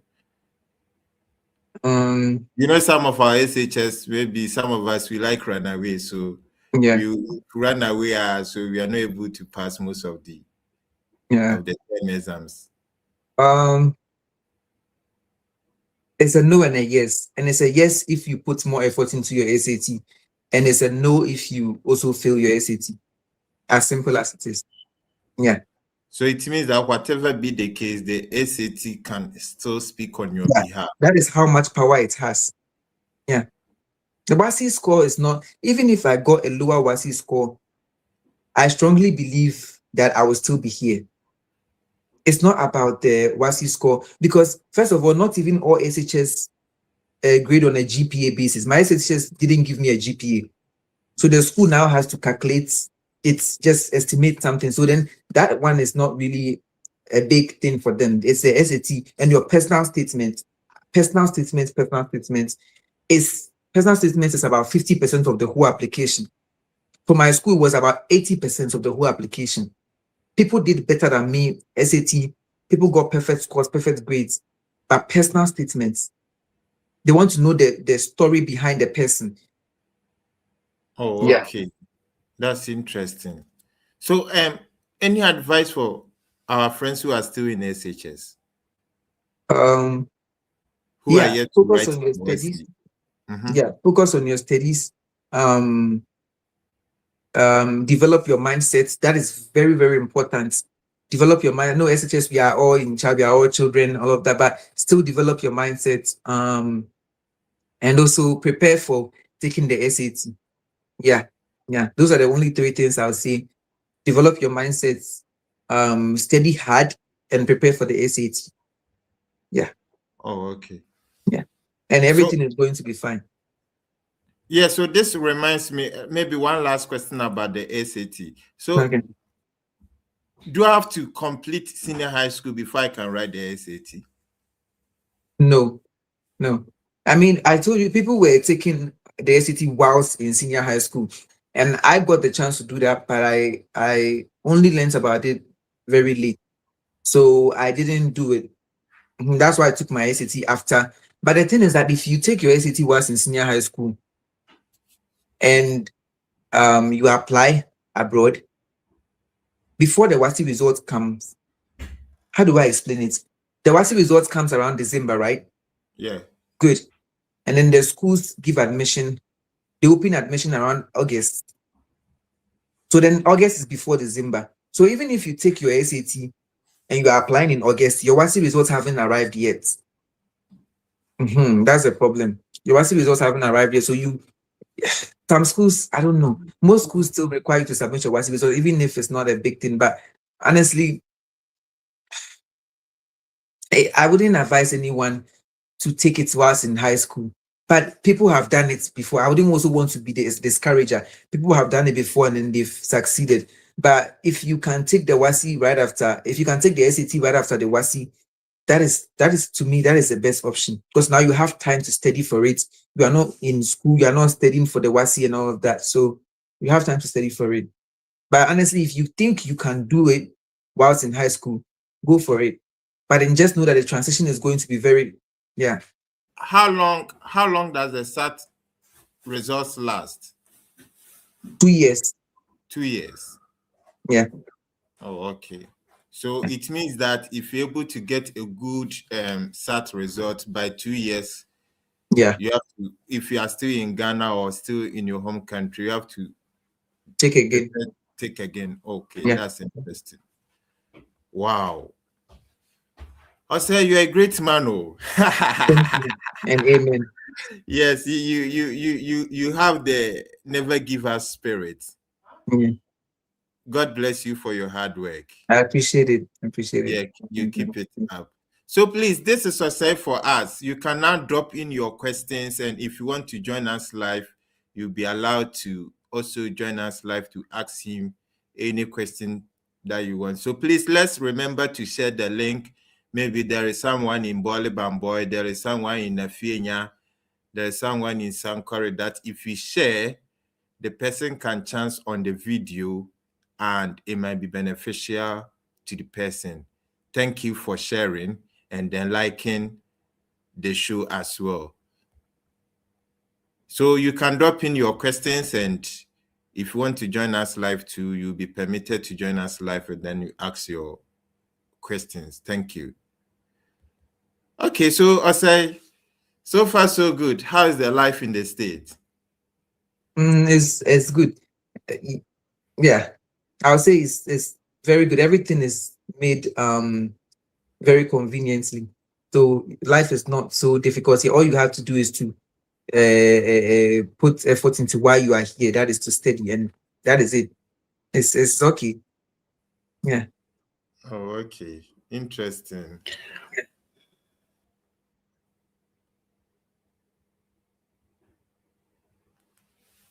Oh, I see. So you were talking about the social skill. Let's see if we can address. Let's see if we can address some questions in the comment section that people are sending. Let's see. Somebody is asking about the SAT materials, bro. You mentioned an institution in Accra that help people to write the WAS. Do they have like a website that people can visit? How do people get in touch with them? Okay. So the website, the school is called Hilton.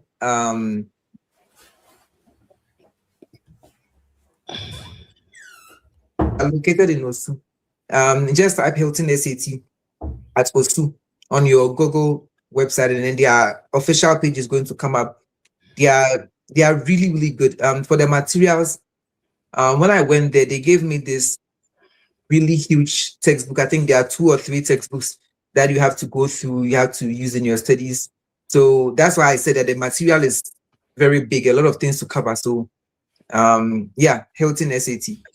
Let me share their website. Okay. I mean, this is not a sponsored advert or anything like that, but Yeah. usually people do not have some of these information. So I'm glad you're sharing. And shout outs to the Hilton people. They need to come and see the Fred effect, so we advertise for them, by the way. Anyway, but yeah, Eben, thank you for sharing. So it's called Hilton Study Center, and their phone numbers are on the screen. They open from Monday to Friday, 8 a.m. to 6 p.m. So if you just Google Hilton Study Center, and just like Eben said, I just googled Hilton SAT Osugana, and then their website popped up. So it's called Hilton Study Center. So they will help you prepare for your SAT and all that. And I think they work on applications for people. So Hilton Study Center, thank you for sharing. So those who are asking, how do you get to register for? You can call them, make inquiries and all that. And you were talking about they having, an accommodation if you want to study, if you want to spend some time there and then study and prepare for the SAT. Yeah, they do have Right. accommodation right on campus. They also have surrounding accommodation. I was in accommodation on campus, so you wake up, you take your bath, you just walk right into the class. I don't I know. see. I don't remember how much I paid. I don't remember. But But definitely things might have changed by now, even if yeah, yeah. yeah, So definitely when people call them, they'll be able to figure them those things out. Let's see if we can respond to somebody's asking that can a bachelor's degree holder write SAT to boost chances of applying for masters? No, SAT is only for people who want to apply for bachelor's. If you want to apply for masters, it's GRE or GMAT. And Florence, thank you for watching on Facebook. Florence says, God bless you for the great job you are doing. God bless you for tuning in as well.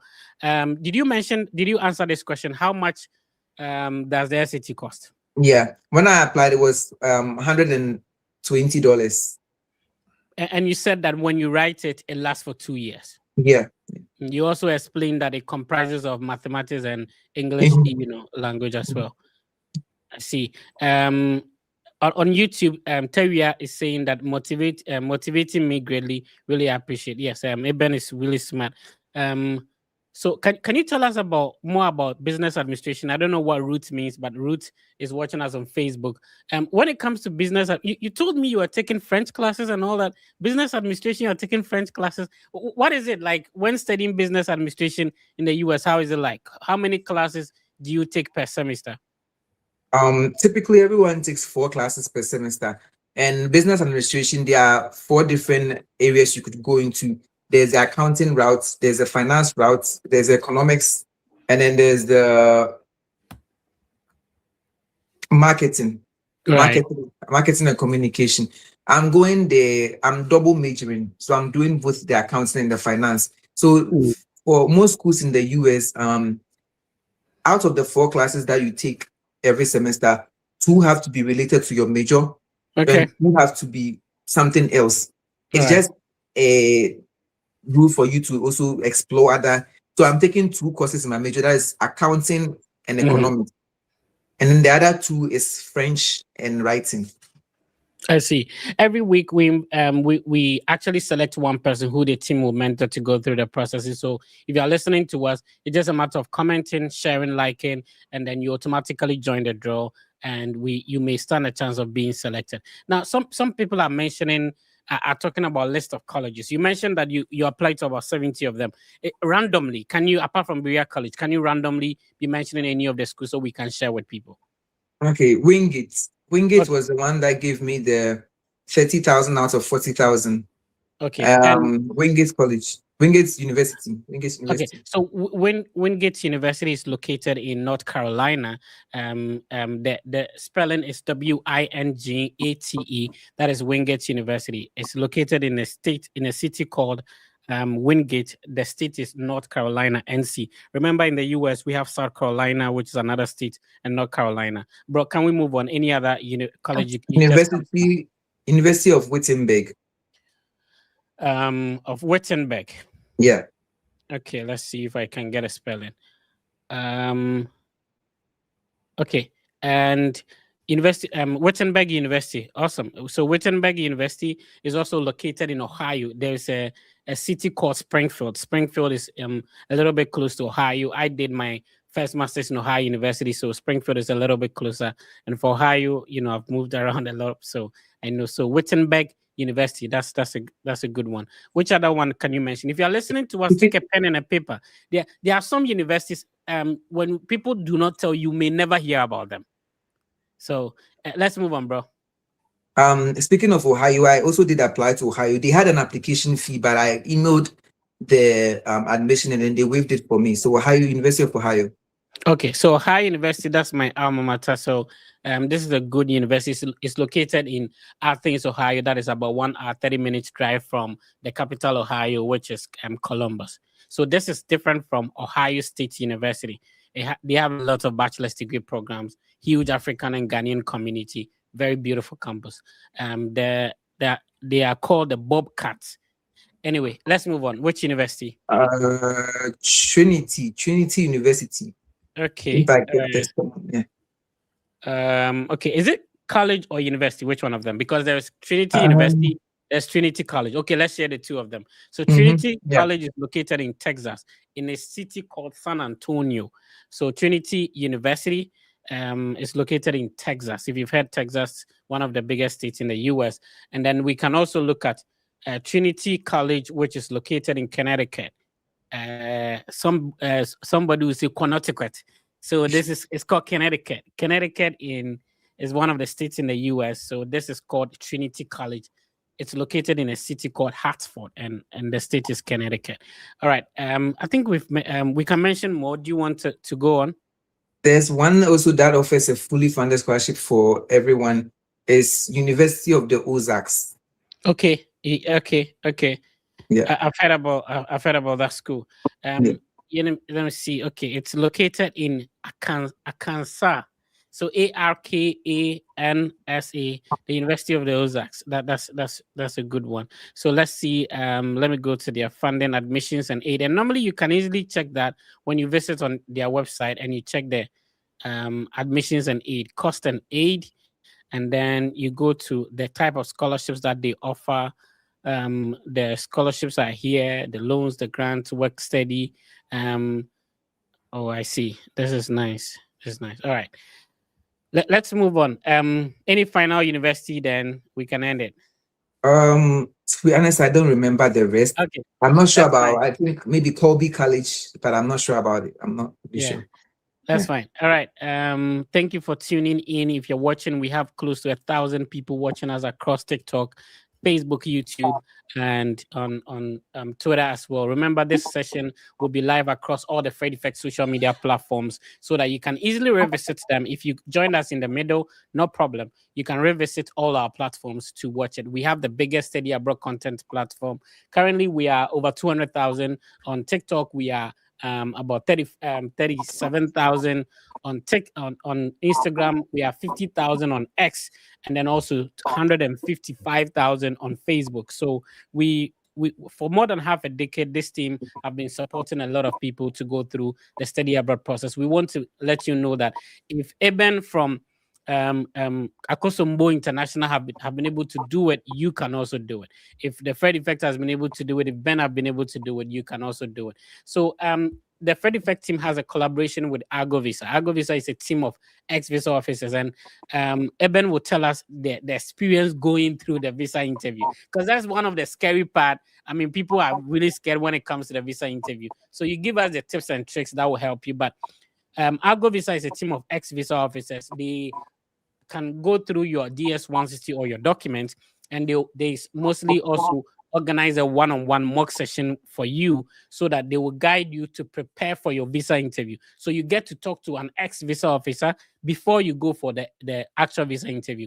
Use the link I'm sharing on the screen to just type it in your browser, rb.gy/KU72VB. If you're able to use this link to schedule a one-on-one session with an Algo Visa team, they will go through your documents, prepare you for the visa interview. Sometimes this is the first person somebody is even interacting with, somebody who is in the capacity to give them a visa or not. So schedule a one-on-one session with an Algo Visa team. And our team also currently supports people who want to apply for bachelor's degree. If you have a high school qualification, the Fred Effect team will work on an application for you for free. All you need to do is to use the link I'm sharing on the screen to schedule a one-on-one session with the Fred Effect team.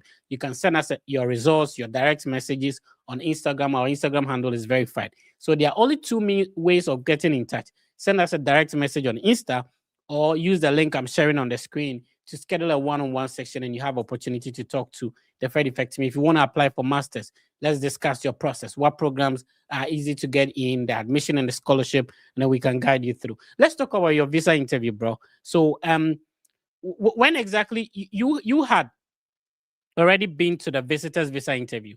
During the visitor's visa interview, did you go with your entire family? Yeah. Did you talk, or your parents did the speaking? My parents did. And in your view, what is the difference between the visitors visa interview and the student visa interview? Okay. So the main essence of a visa interview is to assess your intent, whether you are going to go back and stay there, or when you are done, you are going to come back. Right. And theoretically, going as a family, you have a lower chance of staying there permanently. So they assume that you are going for a vacation. And this is something that I realized. If you go individual, I'm not saying anyone should go as a family, but I'm Yeah. just giving my experience. Most of the people that go individually, you have a higher chance of running away. Mhm. But if you go as a family, they assume that, oh, this is just a family vacation that you are going. You are definitely going to come back. So I didn't speak. That was about 2 years ago or something. I didn't speak. My parents spoke, and then we got the visa in less than 30 seconds. Oh wow, I see. Yeah. You think that because you already hold a visitor's visa, it sort of increased your chances of getting the student visa on your when you went alone? Yeah. Yeah. I would say that. And then also my school. When I went, my interview wasn't long. 4 people in front of me were rejected. Mm-hmm.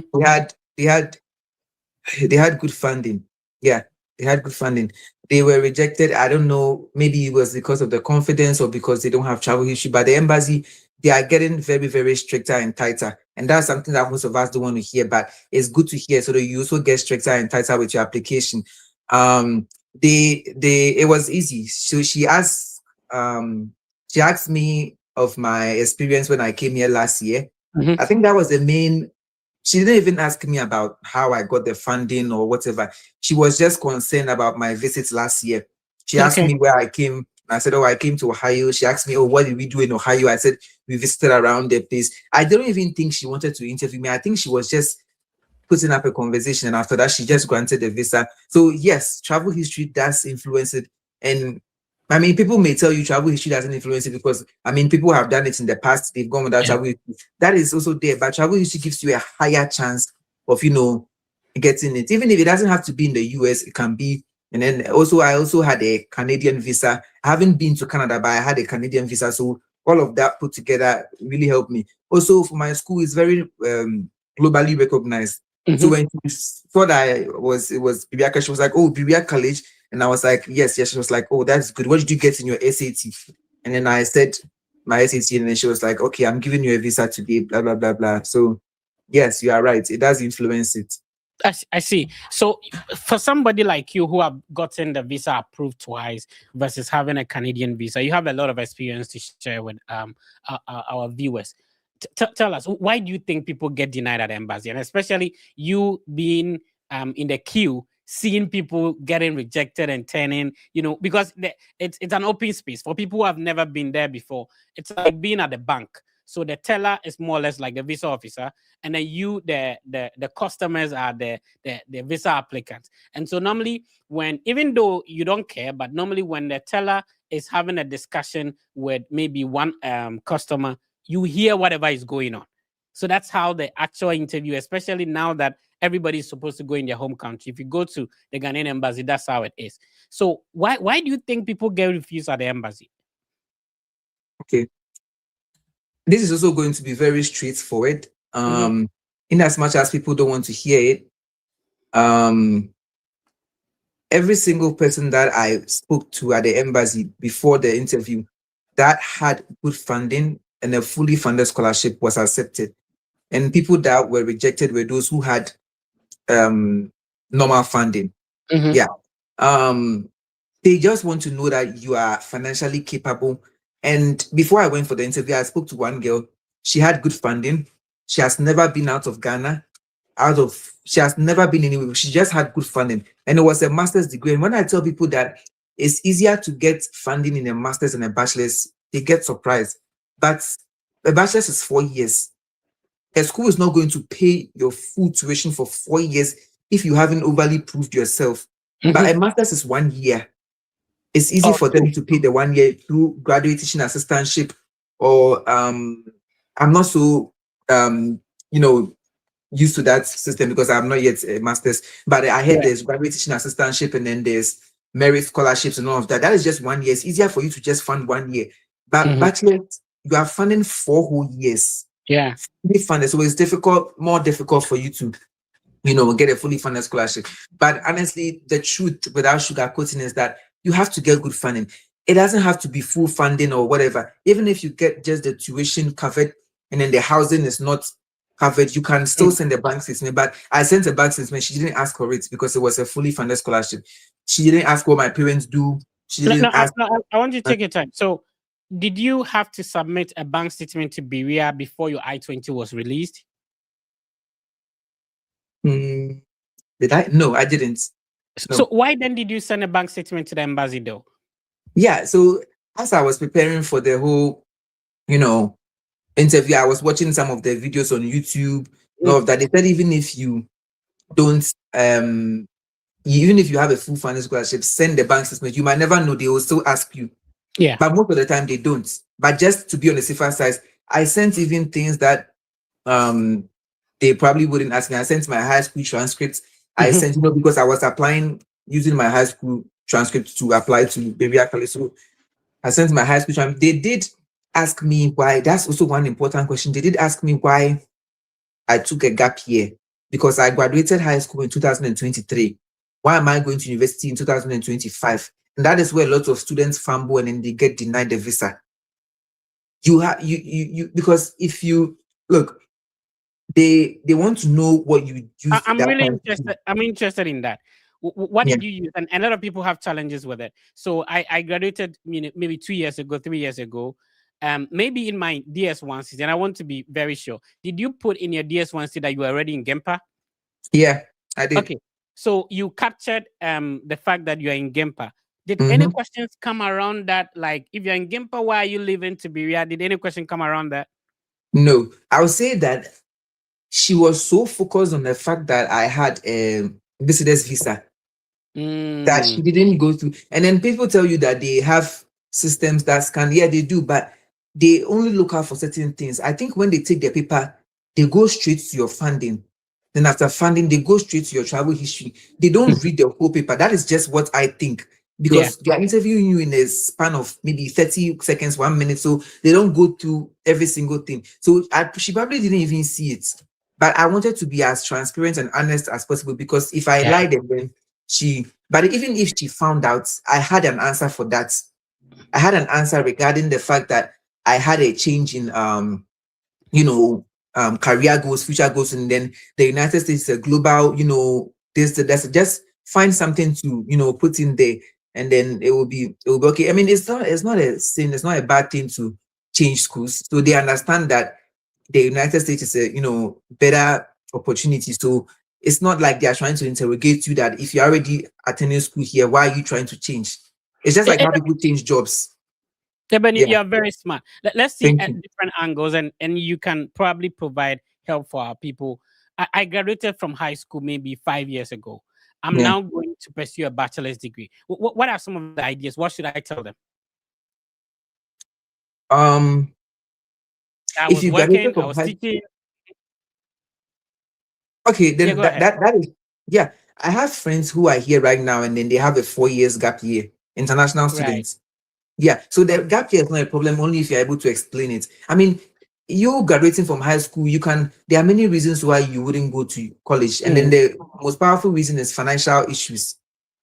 I mean, it's not your fault that you are not having money to go to college. So the embassy understands that's yeah. why you took a gap year. Most people are scared because of this or that, but you shouldn't be scared about it. If you're able to explain it well, they understand. They're also human beings. Yeah. Somebody Mm. is asking us on TikTok that did you apply as a transfer or freshman to Berea? Freshman. He already mentioned that he applied as a freshman, and he said you're also in Gimpa. So he applied using the high school and not the transcript because he said he did 2 semesters at Gimpa. Bro, you're super smart. I'm happy for you. It's a great university to be in. It's a good opportunity, even though it comes with its own challenges and stuff like that. What are you finding it difficult to get used to? The weather, the food, the accent. What is it? Okay, let's address the three. The accent is not really a problem because Mhm.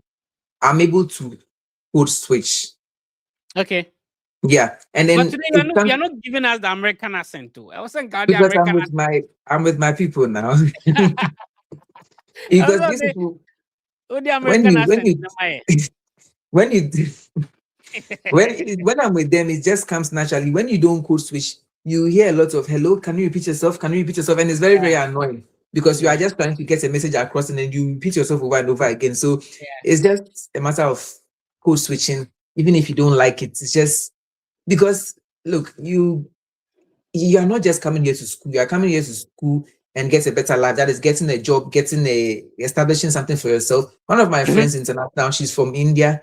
She went for this internship interview, and the moment they heard her accents, they told her that they don't sponsor international students. Meanwhile, they were the people who reached out to them. So, in as much as you are, it's just about learning how to code switch. Honestly, I they see. want to, yeah, yeah. That's what I have to say. I see. I'm not All saying an right. asset is bad, but you also have to learn how to code switch. Yeah. I see your jacket and all that, the weather, right? Yeah, Kentucky, the weather, the snow is very. Today we didn't get snow, but a few weeks ago we got big snow, Yeah. and then it's so cold out there, even though the sun is out a bit. Yeah, Sometimes, when I was in Lexington, it could snow such that school will close down. yeah, At yeah, University yeah, of Kentucky. Anyway, yeah. all right. The food. Are you cooking? Are you getting used to the dining hall food and stuff like that? How is it? The food here is. I don't want to say it's bad, but it's not what I For me, expected because it's healthy for me. For some reason when I came initially, I didn't like the food, but now I'll yeah, prefer to eat that food than yeah, preparing. Yeah, I tell you, I yeah, see it as healthy, especially the dining hall food. yeah. Yeah. It's healthy, but it's not filling. Yeah, it's healthy, but it's not filling. The only thing Open that is there, filling gobe, is gobe, pasta. open Yeah. there. So But did it's you bring any food from home? Gary, shito? Did you bring yeah. anything from home? I regret not bringing Gary. My mom was trying to put it in my bag, but I said no, I'll take conflicts, but I regret. So I Oh, could have oh. taken, yeah. Yeah, I I brought can it all. I can get some of my people to get you, Gary. You'll be I fine. appreciate Because sometimes you it. go to the dining hall, you don't feel it when you come to the dorm. You Yeah, want to do something small. yeah. Yeah, I see. I see. And I see. the chicken here too is not seasoned so much. Yeah. It's I say omo here now, I don't even know the Open taste. the kakaduro ni makwako. Yeah, yeah. It's not, so I don't even eat. I've been eating chicken over here. It's just fries, pizza, burger. It's also not so healthy. Um, Yeah. pasta. Every day I go for pasta. That's the only filling thing. After Na pizza macaroni some pizza. ne. I got Pizza. tired of it. When I was in Ghana, if I get pizza, my day has been made. But when I Yeah. came here, it was in abundance. It didn't really Yeah. fall out to me though so much. Yeah, yeah. I see. Anyway, it's been a great conversation. We've been speaking with Eben, who had a high school qualification in Ghana and got in a full scholarship to study here in the US. He's sharing this. You're very intelligent. Like that's one Thank thing I you. know about people who have been able to study up. Everybody you speak to, you will understand the reason why they got a visa to come here. Like they are really intelligent, you know. And thank you for sharing your journey and experiences with us. Ben, you want to come in? Yeah, I it, this a quick one. Fred, the comma the Fred, so for him the I compare Olive and boy to now our own difference. So the food is healthy. So don't Yeah. mind Fred. Yeah, we were talking about some of the social skills, so because that place is very important to me. Mhm. We are even thinking of getting a separate podcast for the SHS student, but we are still not yet done with the plan. But I'm sure maybe next year we'll be able to figure out something. So I just want to know, what are some of the social skills that you think is very relevant that we need to really pay attention to, especially to our brothers and sisters who are still in the senior high school? Okay, this is a good question. Um, the first thing I would say is eye contact. Back home, if maybe you've done something and then they are talking to you and then you are maintaining eye contact, you're like, oh, Shemini. It's a cultural. something. Over here, if you are being spoken to and you don't maintain eye contact, it's assumed that you are lying. It's assumed you are telling lies. So you have to maintain eye contact a lot. That's one thing. I also, you have to be good with small chats.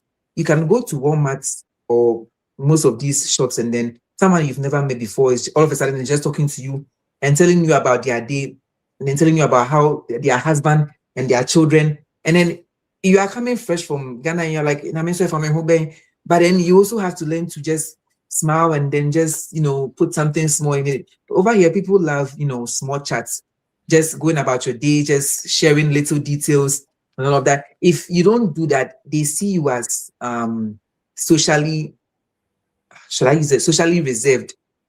And that is not a good thing that you want to do. Just learn how to communicate efficiently. Don't beat around the bush. Just go straight to the point. Yeah, maintain eye contact, go straight to the point. And I think that's the basics of a good communication. Also, body language. Don't.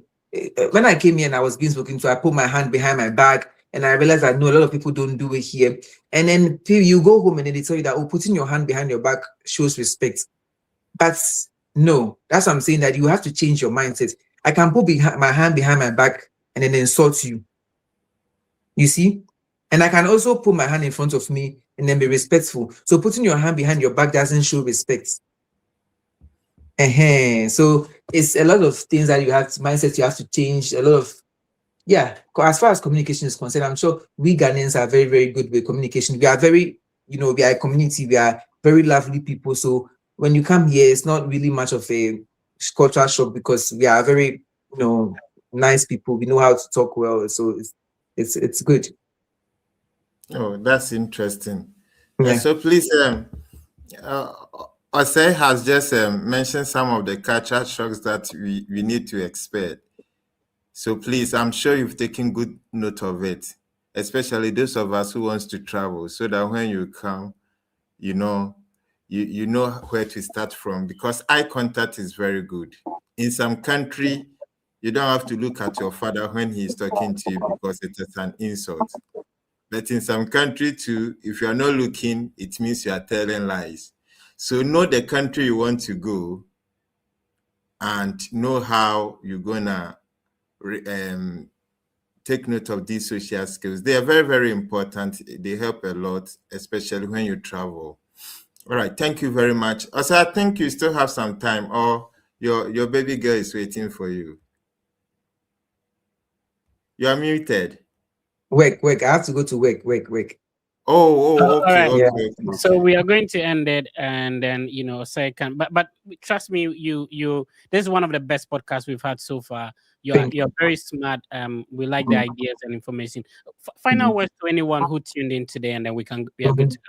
Yeah. I would like to add that if you want to reach out, if you want to reach out to me, mainly bachelor student. I don't have experience in the masters, mainly bachelor students. I think I gave Fred my Instagram, so you Yeah. can, yeah, you can get my Instagram and then text me. And I would also add that I'm very, very, very busy.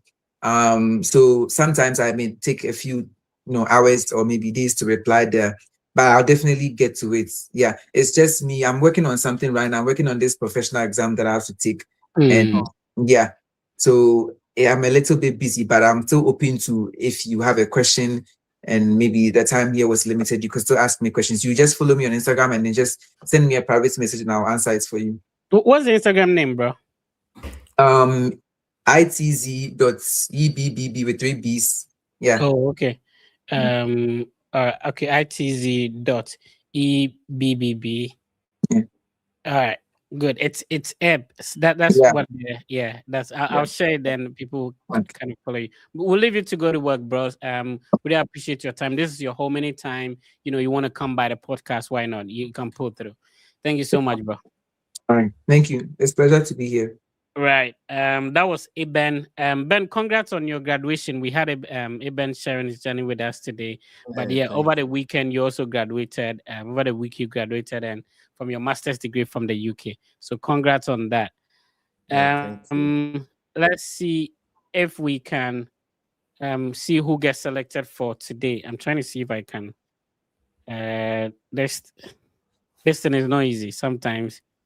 Let's see. We're going to share the screen so that we can. Okay, there we go. We have 113 people enter today, so let's see who gets selected.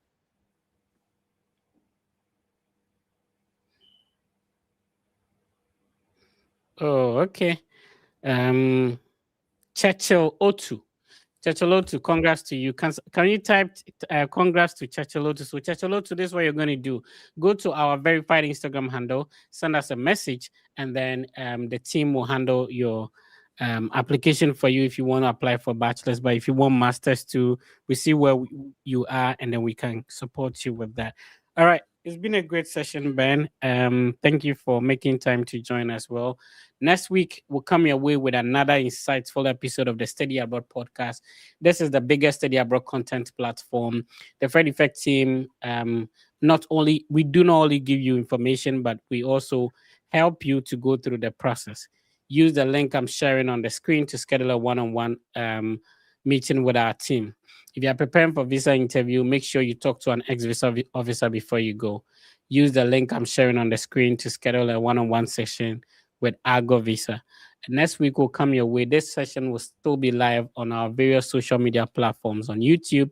When you go to YouTube, you just have to click on the search button, and then that will pop up. If you go to the live session, so this is what you're going to do. If you go to YouTube, click on the live session.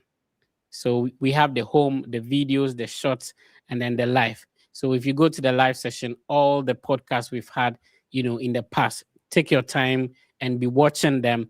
They all hold different ideas and information that will help you with the study abroad process. When if you are preparing for a visa interview too, we have a video that has assisted thousands of people. It has over 1.4 million views on YouTube. That means a lot of effort and time went into this video. So let me see if I can show that real quick. So if you go to YouTube, just search for the Fred Effect, and then you can check out this video, which I interviewed an ex-visa officer. It has over 1 million views on YouTube alone. So that shows you the kind of information that we put it we put in there. So here is it. If you go to the popular, you see it over here. There you go. All right.